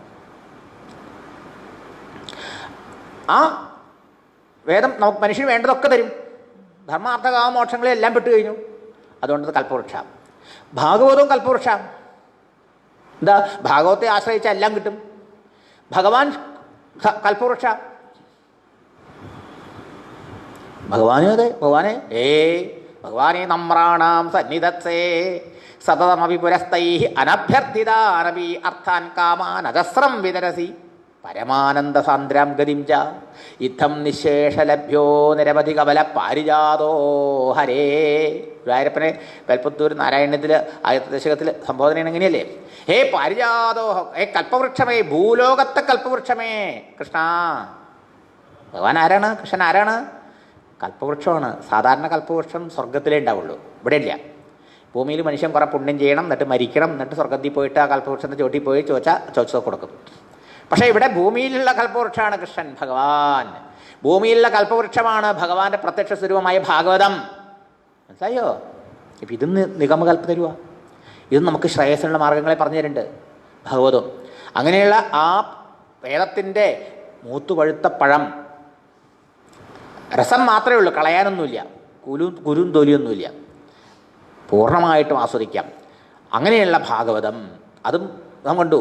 ആരാണത് ലോകത്തിൽ ഈ ഭാഗവതം പാടിയത്, പറഞ്ഞത്, പ്രചരിപ്പിച്ചത്? ശുകബ്രഹ്മർഷി. ആരാണ്? ജന്മനാ ജീവൻ മുക്തനായിട്ടുള്ള ആൾ. ഇവിടെ വന്ന് ജനിച്ചിട്ട് എന്നെ നിങ്ങളെമാതിരി ജനിച്ച് സാധന ചെയ്ത് മനഃശുദ്ധി സമ്പാദിച്ച് ധ്യാനം ചെയ്ത് സാക്ഷാത്കാരം നേടിയ ആളല്ല. അമ്മയുടെ വയറ്റ് വെച്ച് തന്നെ മുക്തരായത് വാമദേവനും ശുഗനും, ഇങ്ങനെ ചില ആൾക്കാരേ ഉള്ളൂ. മനസ്സിലായോ? അജന്മജ്ഞാനികളാ, ബ്രഹ്മജ്ഞാനികളാ, അവരാണ് ഇത് പാടി നടക്കുന്നത്. അപ്പോൾ ആ ശുഗമഹർഷി, ആ ജീവൻ മുക്തനായിട്ടുള്ളതായ ആ ശുഗബ്രഹ്മർഷി പോലും അദ്ദേഹത്തിനെ പോലും ആകർഷിച്ചതും അദ്ദേഹം സദാ പാടി നടക്കുന്നതുമായത് ഈ ശ്രീമദ് ഭാഗവതം സർവാരാധ്യമാണ്. ഏത് ഗ്രന്ഥത്തെക്കാൾ ശ്രേഷ്ഠമാണ്. അതതിൻ്റെ ശ്രേഷ്ഠതയെ കാണിക്കുന്നു. പിന്നെ ഇതെന്താ ഉള്ളത്? രസമാണ്. ആ രസം എന്ത് ചെയ്യണം? പിബത, കുടിക്കണം. പക്ഷേ ഇത് കുടിക്കണം എന്തുകൊണ്ടാ? ഗ്ലാസ്സിലൊഴിച്ച് വായോണ്ടല്ല, കാതുകൊണ്ടാണ്, ശ്രവണമാണ് ചെയ്യേണ്ടത്. പിബത ഭാഗവതം രസം, പിബത കുടിക്കൂ, ഭാഗവത രസം കാതുകൊണ്ട് കുടിക്കൂ എന്നാ, നിരന്തരം കേൾക്കൂ. ഏതുവരെ? ആലയം, ലയിക്കുന്നത് വരെ. ലയിക്കാൻ വെച്ചാലോ നാം ഇല്ലാണ്ടാവണവരെ. ദുഃഖത്തിന് കാരണം അഹങ്കാരമാണ്, മനസ്സിലായില്ലേ? അഹങ്കാരത്തിന് കാരണം അജ്ഞാനമാണ്. ആ അഹങ്കാരം ആ ഭഗവാനിൽ ലയിച്ച് ഇല്ലാണ്ടാവണം. അതാണ് മുക്താവസ്ഥ. അങ്ങനെ മുക്തനായിട്ടും ആ നിർവികൽപ്പ സമാധിയിൽ നാം എന്ന വ്യക്തിഭാവം അലിഞ്ഞ് ചേരുന്നത് വരെ ആലയം പോരാ. പിന്നെ അവിടുന്ന് ഉണർന്നു വന്ന ശുഗമഹർഷിമാർ പിന്നെ, മനസ്സിലായോ? അപ്പോൾ മുക്താവസ്ഥയിൽ പോലും ത്യാജ്യമല്ലാത്ത ഒന്നാണ് ഭാഗവതം രസം. അതിനെ നിരന്തരം ആസ്വദിക്കൂ. മുഹുഹു, വീണ്ടും വീണ്ടും വീണ്ടും. അഹോ രസികാഹ ഭുവികാഹ, രസികന്മാരെ, ഇതിൻ്റെ മഹത്വത്തെ അറിയാനും ഉൾക്കൊള്ളാനും കഴിവുള്ളതായ വിവേകികളെ, ഭാഗ്യശാലികളെ, അഹോ പിബത, ഇതൊരു ഭാഗ്യം, എന്തൊരു ഭാഗ്യം. ഇങ്ങനൊരു ഭാഗവതം ഇവിടെ ഉണ്ടാവുക, ഇങ്ങനൊരു ഭാഗവതം നമുക്ക് കിട്ടുക, ഇങ്ങനൊരു ഭാഗവതത്തിൽ ഇങ്ങനെയുള്ള വിശേഷങ്ങളൊക്കെ ഉണ്ടാവുക, ആ ഭാഗവതം ഇങ്ങോട്ട് ഇന്ന ലാഭങ്ങളൊക്കെ ഉണ്ടാവുക, ജന്മസാഫല്യം നേടിത്തരിക, അങ്ങനെയുള്ള ഭാഗവതം നമുക്ക് കേൾക്കാനുള്ളൊരു അവസരം ഉണ്ടാവുക. ഹോ ഭാഗ്യം ഭാഗ്യം എന്ന വിചാരത്തോടു കൂടി അതിനെ വീണ്ടും വീണ്ടും പാനം ചെയ്യൂ, കുടിക്കൂ, ആസ്വദിക്കൂ എന്ന് പറയാം. അപ്പം ഈ 3 ശ്ലോകം ഇതിൻ്റെ മഹത്വത്തെ പറഞ്ഞു കഴിഞ്ഞു. അതിനുശേഷം ഇനി വിഷയത്തിലേക്ക് വരിക. എവിടെയാണ് ഈ കഥ നടക്കുന്നത്? നൈമിഷാരണ്യത്തിലാണ്. നൈമിഷേ നിമിഷക്ഷേത്രേ ഋഷയ ശൗനകാദയ സത്രം സ്വർഗായ ലോകായ സഹസ്രസമം ആസതാം. നൈമിഷേ അനിമിഷക്ഷേത്രേ എന്നാണ്. നൈമിഷാരണ്യത്തിൻ്റെ വിശേഷണമാണ് അനിമിഷക്ഷേത്രം. അനിമിഷൻ എന്ന് പറഞ്ഞാൽ ഭഗവാൻ എന്നർത്ഥം, പരമാത്മാന്നാണ്. അങ്ങനെ അർത്ഥം പറയണത്. നിമിഷം എന്ന് പറഞ്ഞാൽ എന്താ? നിമിഷം എന്ന് വെച്ചാൽ സമയത്തിൻ്റെ ചെറിയ ഒരു അളവാണ്, ഒരു യൂണിറ്റാണ് നിമിഷം. നിമിഷ നേരം എന്ന് പറയില്ലേ, ഒരു നിമിഷം. നിമിഷം എന്ന് പറയാ കണ്ണടച്ച് തുറക്കുന്ന സമയത്താണ് നിമിഷം എന്ന് പറയാം. ഒന്ന് കണ്ണടച്ച് തുറക്കുന്ന നിമിഷം എന്ന് പറയാം. അപ്പോൾ അതിന് കൺപോളകൾ ഉള്ളതുകൊണ്ടാണ് കണ്ണടച്ച് തുറക്കാൻ പറ്റണത്. അപ്പോൾ ഉന്മേഷ നിമേഷങ്ങൾ അത് പുരികക്കൊടികൾ കൺപോള ഉള്ളതുകൊണ്ടാണ്. അനിമിഷം എന്ന് പറഞ്ഞാലോ, അനിമിഷം എന്ന് പറഞ്ഞു കഴിഞ്ഞാൽ കണ്ണടയ്ക്കാത്ത ആളെന്നൊക്കെ അർത്ഥം. എന്നെന്തർത്ഥം? ഇവിടെ സമയത്തിന് അതീതനായവെന്നർത്ഥം, സമയത്തിന് മുമ്പുള്ളവെന്നർത്ഥം, സമയം ബാധയില്ലാത്ത ആളെന്നർത്ഥം. അതാരാ? കാലം ജനിക്കുന്നതിന് മുമ്പ് ഉള്ളവൻ. അതാണ് പരമാത്മാ ബോധം. നമ്മുടെ ബോധത്തിൽ ഒരു ചിന്ത വരുമ്പോൾ, ആദ്യത്തെ ചിന്ത ഉദിക്കുമ്പോൾ സമയമുണ്ടോ? ഒന്നാമത്തെ ചിന്ത ഉദിച്ചു നമ്മുടെ ഉള്ളിൽ, സമയമുണ്ടോ? ഇല്ല. ഉറങ്ങുമ്പോൾ സമയമുണ്ടോ? ഇല്ല. ആ ഉറക്കത്തിൽ നിന്ന് ഉണർന്നു, ആദ്യത്തെ ചിന്ത ഉയർന്നു. ആദ്യത്തെ ചിന്ത ഉയരുമ്പോൾ സമയം ഇല്ല, 0 ടൈമാണ്. അടുത്ത ചിന്ത വന്നു, പിന്നെ രണ്ടാമതൊരു ചിന്ത വന്നു. ആ രണ്ടാമത്തെ ചിന്തയ്ക്കും ആദ്യത്തെ ചിന്തയ്ക്കും ഇടയിലുള്ള ആ ഡിസ്റ്റൻസ് അല്ലേ, the gap between the 2 experiences എന്നാണ് സ്വാമിജി പറയുക, ഗുരുദേവൻ. 2 അനുഭവങ്ങൾക്ക് തമ്മിലുള്ള ഇടവേള, അവിടെയാണ് സമയം ജനിക്കുന്നത്. ആദ്യത്തെ അനുഭവത്തിൽ സമയം ഉണ്ടായിട്ടില്ല. ആദ്യത്തെ അനുഭവം എന്ന് വെച്ചാൽ ഫസ്റ്റ് തോട്ടിൽ ആദ്യത്തെ ചിന്ത ഉദിക്കുമ്പോഴാണ്. അപ്പോൾ അവിടെ സമയമില്ല, 0 ടൈമാണ്. രണ്ടാമത്തെ ചിന്ത ഉദിക്കുമ്പോഴേ അനുഭവമുള്ളൂ അല്ലേ. അത് അവിടെ സമയം ആരംഭിക്കുന്നു. സമയം ജനിക്കുന്നത് രണ്ടാമത്തെ ചിന്തയോട് കൂടിയിട്ടാണ്. ആ രണ്ടാമത്തെ ചിന്തയോടുകൂടി ആരംഭിച്ചതുകൊണ്ട് സമയത്തിൻ്റെ ഏറ്റവും ചെറിയ യൂണിറ്റ് സെക്കൻഡായി എന്ന്. നോക്കണേ, എത്ര നമ്മളൊന്നും ആലോചിച്ചിട്ടുണ്ടോ? ഗുരുദേവൻ എങ്ങനെ പറയുമ്പോൾ നമ്മൾ അന്തം വിട്ടു പോകും. സയൻറ്റിസ്റ്റുകളൊക്കെ അന്തം വിട്ടു പോകും. എന്തൊരു കണ്ടുപിടുത്താലേ ഇത്! Why it is second, not first. മറ്റേതറിയാം, മണിക്കൂർ, ആഴ്ച, മാസം, യുഗം, കൽപ്പങ്ങളൊക്കെ പറയാം. പക്ഷേ ഏറ്റവും ചെറുതെന്താ? സമയത്തിൻ്റെ ഏറ്റവും ചെറിയ യൂണിറ്റ് സെക്കൻഡ്. എന്തുകൊണ്ട് സെക്കൻഡായി, ഫസ്റ്റ് ആയില്ല എന്ന്, ഈ തേർഡായില്ല എന്ന്? ഫസ്റ്റ് തോട്ടിൽ 0 ടൈമാണ്, സെക്കൻഡ് തോട്ടിട്ടാവണം. അപ്പം അതിൻ്റെ ഇടയിലാണ് ആ ഗ്യാപ്പാണ്, അവിടെയാണ് സമയം ജനിക്കണത്. മനസ്സിലായില്ലേ? ആദ്യത്തെ ചിന്തയിൽ ഒരു സമയം ജനിച്ചിട്ടില്ല. അപ്പോൾ ആ ആദ്യത്തെ ചിന്ത എവിടുന്നാ പൊട്ടിയത്? ആ ബോധസ്വരൂപനായ പരമാത്മാവിൽ നിന്നാണ്. ആ ആദ്യത്തെ ചിന്ത ആരെ പ്രകാശിപ്പിച്ചത്? അതിൻ്റെ പുറകിൽ നിൽക്കുന്ന ബോധസ്വരൂപമാണ്. ആ ബോധസ്വരൂപത്തിൽ സമയമുണ്ടോ? അവൻ അനിമിഷനല്ലേ? അല്ലേ? കാലദേശാവധിഭ്യ നിർമുക്തം എന്നൊക്കെ പറയണ ചുമ്മാ അല്ല എന്ന് മനസ്സിലാവണില്ലേ? കാലമില്ല, ദേശമില്ല അവിടെ. അപ്പോൾ അനിമിഷക്ഷേത്രം. അനിമിഷൻ എന്ന് പറഞ്ഞാൽ ഭഗവാൻ പരമാത്മ. ഒറ്റയടിക്ക് അങ്ങനെ പറഞ്ഞാൽ എങ്ങനെയാണെന്ന് മനസ്സിലാവില്ല, അതുകൊണ്ട് പറയാം. അപ്പോൾ നിമിഷം എന്ന് പറഞ്ഞാൽ കണ്ണടച്ച് തുറക്കുന്ന സമയം അല്ലേ? അപ്പോൾ നിമേഷങ്ങളില്ലാത്തവൻ ഭഗവാൻ പരമാത്മ. അപ്പം അവിടെ ഒരു വിഷ്ണു ക്ഷേത്രം ഉണ്ട് അത്രേ. മനസ്സിലായോ? നൈമിഷം എന്നു പേരായ വിഷ്ണു ക്ഷേത്രമുള്ള പുണ്യസ്ഥാനത്ത് എന്നർത്ഥം. നൈമിഷേ അനിമിഷ ക്ഷേത്രം. ഒരു എഫ് ഇല്ലേ അവിടെ? അപ്പോൾ എഫ് ഇട്ടതിനർത്ഥം അത് മുറിക്കുമ്പോൾ ആ എന്നാണ് അർത്ഥം. ഒന്നിച്ചു ചോദിക്കും, നൈമിഷേ നിമിഷക്ഷേത്രേന്ന്. നിമിഷക്ഷേത്രമല്ല, അനിമിഷക്ഷേത്രം. അനിമിഷൻ്റെ ക്ഷേത്രം. അനിമിഷൻ ഭഗവാൻ പരമാത്മ. അപ്പോൾ അവിടെയുള്ള ആ നൈമിഷം എന്ന് പേര് ആ സ്ഥലത്തിന്. അവിടെ ഒരു വിഷ്ണു ക്ഷേത്രമുണ്ട്. അങ്ങനെയുള്ള ആ പുണ്യസ്ഥാനത്ത് ശൗനകൻ മുതലായിട്ടുള്ളതായ മഹർഷിമാർ ഒരുപാട് കൊല്ലം, 1000 കൊല്ലമൊക്കെ നീണ്ടു നിൽക്കുന്ന ഒരു സത്രം ആരംഭിച്ചു. പറയണു, ഋഷയ സ്വർഗായ ലോകായ സഹസ്രസമം. സ്വർഗായ ലോകായ, ഈ ശ്ലോകത്തിൻ്റെ അർത്ഥം പലരും വിചാരിക്കണം സ്വർഗായ ലോകായത്തെ, സ്വർഗമാവുന്ന ലോകത്തിന് വേണ്ടി, സ്വർഗത്തിൽ പോകാൻ വേണ്ടിയിട്ട് 1000 സംവത്സരം നീണ്ടു നിൽക്കുന്ന സത്രം യാഗം ആരംഭിച്ചു. ഇവിടെ ഈ ഋഷീശ്വരന്മാരൊക്കെ വലിയ വലിയ മഹാന്മാരാണ്. ഇവരൊക്കെ സ്വർഗത്തിൽ പോകാൻ വേണ്ടിയിട്ടാണോ പരിശ്രമിക്കുക? അല്ല. സ്വർഗായ എന്ന വാക്കിന് എന്താ അർത്ഥം? സ്വർഗായൻ. സ്വർഗായ എന്ന് പറഞ്ഞാലോ സ്വർഗത്തിൽ ആരുടെ മഹിമയാണോ പാടുന്നത് അവൻ്റെ അർത്ഥം. സ്വർഗത്തിൽ ആരെയാണോ ഗാനം ചെയ്ത് പുകഴ്ത്തുന്നത്, കീർത്തിക്കുന്നത്, സ്തുതിക്കുന്നത് ദേവതകളൊക്കെ, യം ബ്രഹ്മാ വരുണേന്ദ്ര രുദ്രമരുതഹാസ്തുന്വന്തി ദിവ്യൈസ്തവൈ. ഈ ബ്രഹ്മാവും ഇന്ദ്രനും വരുണനും ചന്ദ്രനും സകല ദേവതകളും ദിവ്യങ്ങളായ സ്തോത്രങ്ങളെ കൊണ്ട് ആരെയാണ് സ്തുതിക്കുന്നത് എന്ന്. തസ്മൈ നമ. അവനാണ് ഭഗവാൻ. മനസ്സിലായില്ലേ? ആ ഭഗവാന്റെ പ്രാപ്തിക്ക് വേണ്ടി എന്നർത്ഥം. നോക്കൂ, സ്വർഗത്തിൽ ഗായൻ. സ്വർഗത്തിൽ അവരൊക്കെ ആരെക്കുറിച്ച്, ആരെയാ പാടുന്നത്, ആരെ സ്തുതിക്കുന്നത്, ആരെ കീർത്തിക്കുന്നത്? ആ പരമാത്മാവിനെ. മനസ്സിലായില്ലേ? അപ്പോൾ ഭഗവത് പ്രാപ്തിക്കായി, അഥവാ ശ്രീഹരിപ്രാപ്തിക്ക് വേണ്ടി, അഥവാ വൈകുണ്ഠപ്രാപ്തിക്ക് വേണ്ടി എന്നൊക്കെ അർത്ഥം പറയാം. മനസ്സിലായോ? അങ്ങനെ നിങ്ങൾക്ക് വ്യാഖ്യാനം കിട്ടി. ഭാഗവതത്തിൻ്റെ ആധികാരികമായ വ്യാഖ്യാനം ചെയ്ത ആൾ ശ്രീധരാചാര്യസ്വാമികളാണ്. ശ്രീധരീയമാണ് അതിന് പ്രമാണം. ശ്രീധരാചാര്യ പറഞ്ഞാണ് സ്വർഗായൻ. ആരാണ്? ഹരി, ശ്രീഹരി. അവൻ്റെ ലോകപ്രാപ്യസ്ഥാനം. അപ്പോൾ ശ്രീഹരിയെ കിട്ടാൻ വേണ്ടി, ശ്രീഹരിയെ അടയാൻ വേണ്ടി, കൃഷ്ണപ്രാപ്തിക്ക് വേണ്ടി, വൈകുണ്ഠപ്രാപ്തിക്ക് വേണ്ടി, ഭഗവത് പ്രാപ്തിക്ക് വേണ്ടി എന്ന് ഇൻ ഷോർട്ട്. അതിനു വേണ്ടിയിട്ട് നൈമിഷാരണ്യത്തിൽ, നൈമിഷം എന്നു പേരായ വിഷ്ണു ക്ഷേത്രത്തിൽ, അപ്പോൾ അവിടെ ഒരു വിഷ്ണു ക്ഷേത്രം ഉണ്ടെന്ന് മനസ്സിലാക്കണം. നൈമിഷാരണ്യം, അതിന് മഹിമ, ആ സ്ഥലത്തിന് മഹിമയുണ്ട്. അവിടെ ഒരു സത്രം നടത്തി. എന്ത് സത്രമായിരുന്നു അത്? ബ്രഹ്മസത്രമാണ്, സാധാരണ സത്രമല്ല. ഈശ്വരനെക്കുറിച്ച്, ഈശ്വരൻ്റെ ഗുണഗണങ്ങളെയും മഹാത്മ്യങ്ങളെയും സ്വരൂപത്തെയും കുറിച്ച് ചർച്ച ചെയ്യുക, പറയുക, കേൾക്കുക, ഇത് മാത്രമേ അവിടെ നടക്കുള്ളൂ.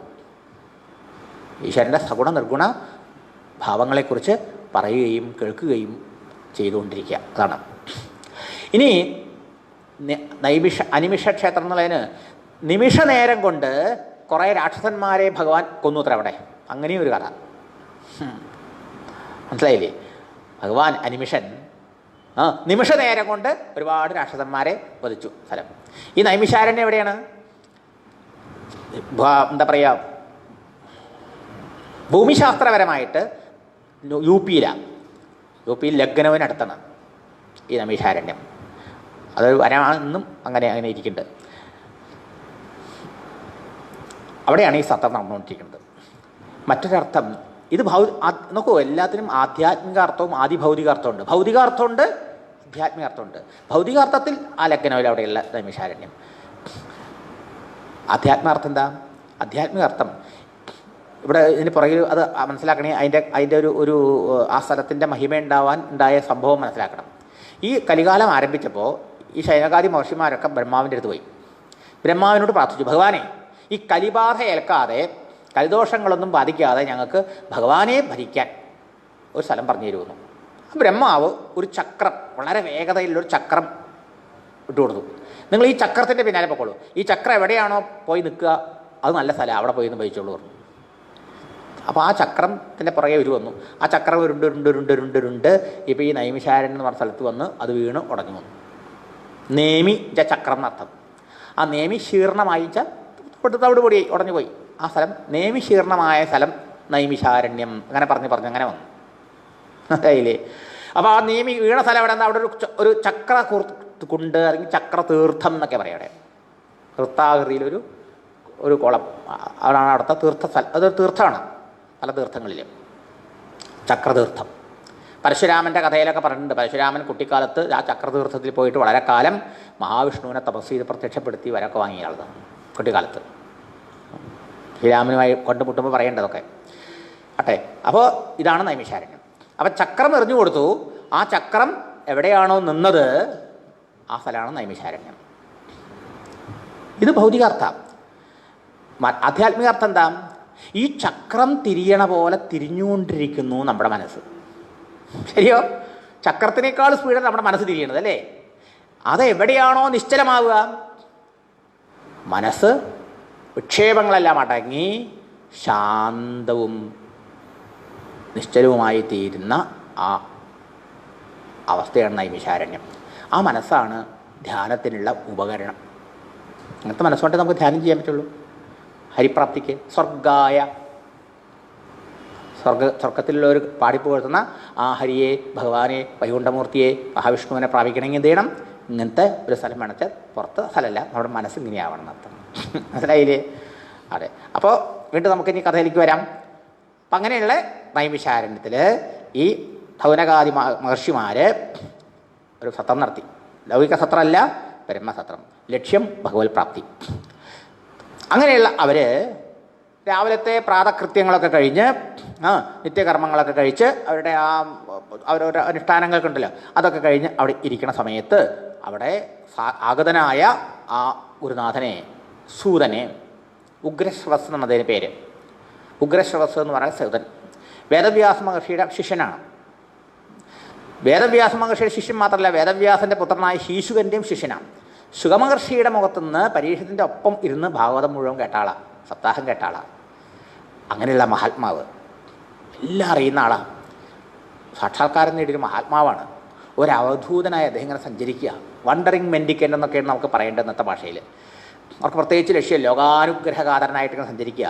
അങ്ങനെയുള്ള ആ മഹാത്മാവ് ഒന്നും ഒരേ ഭക്തിയോടുകൂടി നമസ്കരിച്ച് പൂജിച്ചിരുത്തി. അതൊക്കെ മഹാത്മ്യം നമ്മൾ കണ്ടു, അസൂതനെ വണങ്ങിയ ചോദ്യങ്ങൾ ചോദിച്ചത്.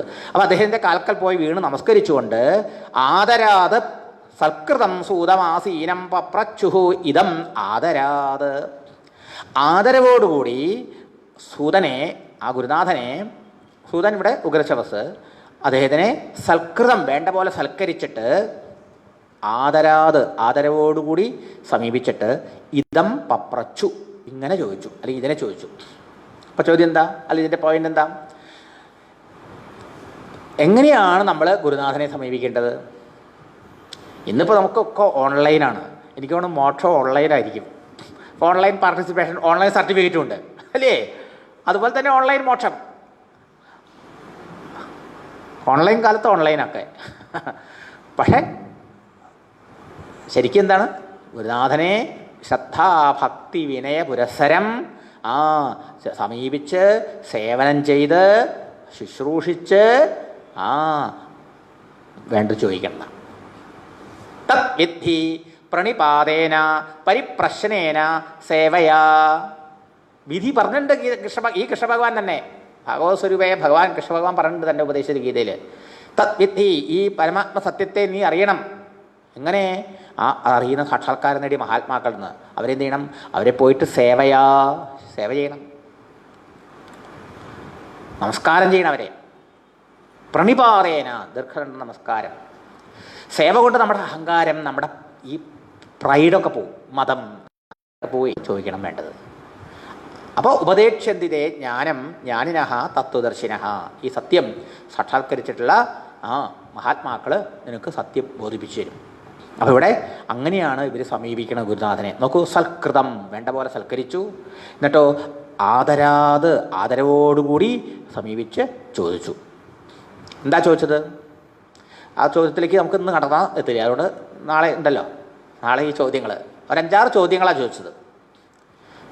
ആ ചോദ്യങ്ങൾ പരിചയപ്പെട്ടിട്ട് അതിൻ്റെ ഉത്തരവും കാണാം. ഓം നമോ നാരായണായ, ഓം നമോ നാരായണായ,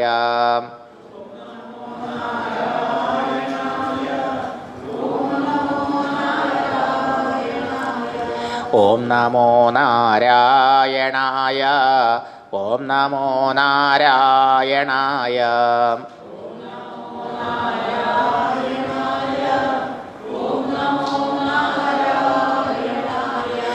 ഓം നമോ നാരായണായ, ഓം നമോ നാരായണായ,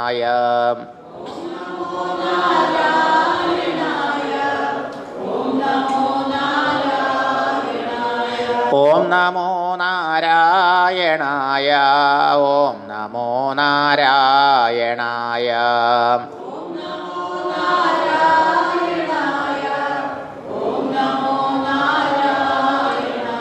ഓം നമോ നാരായണായ, ഓം നമോ നാരായണായ.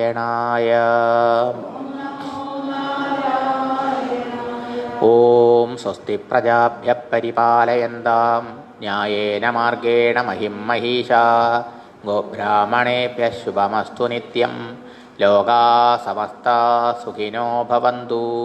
കായേന വാചാ മനസേന്ദ്രിയൈർവാ ബുദ്ധ്യാത്മനാ വാ പ്രകൃതേർസ്വഭാവാത് കരോമി യദ്യൽ സകലം പരസ്മൈ നാരായണായേതി സമർപ്പയാമി. ഹരി ഓം.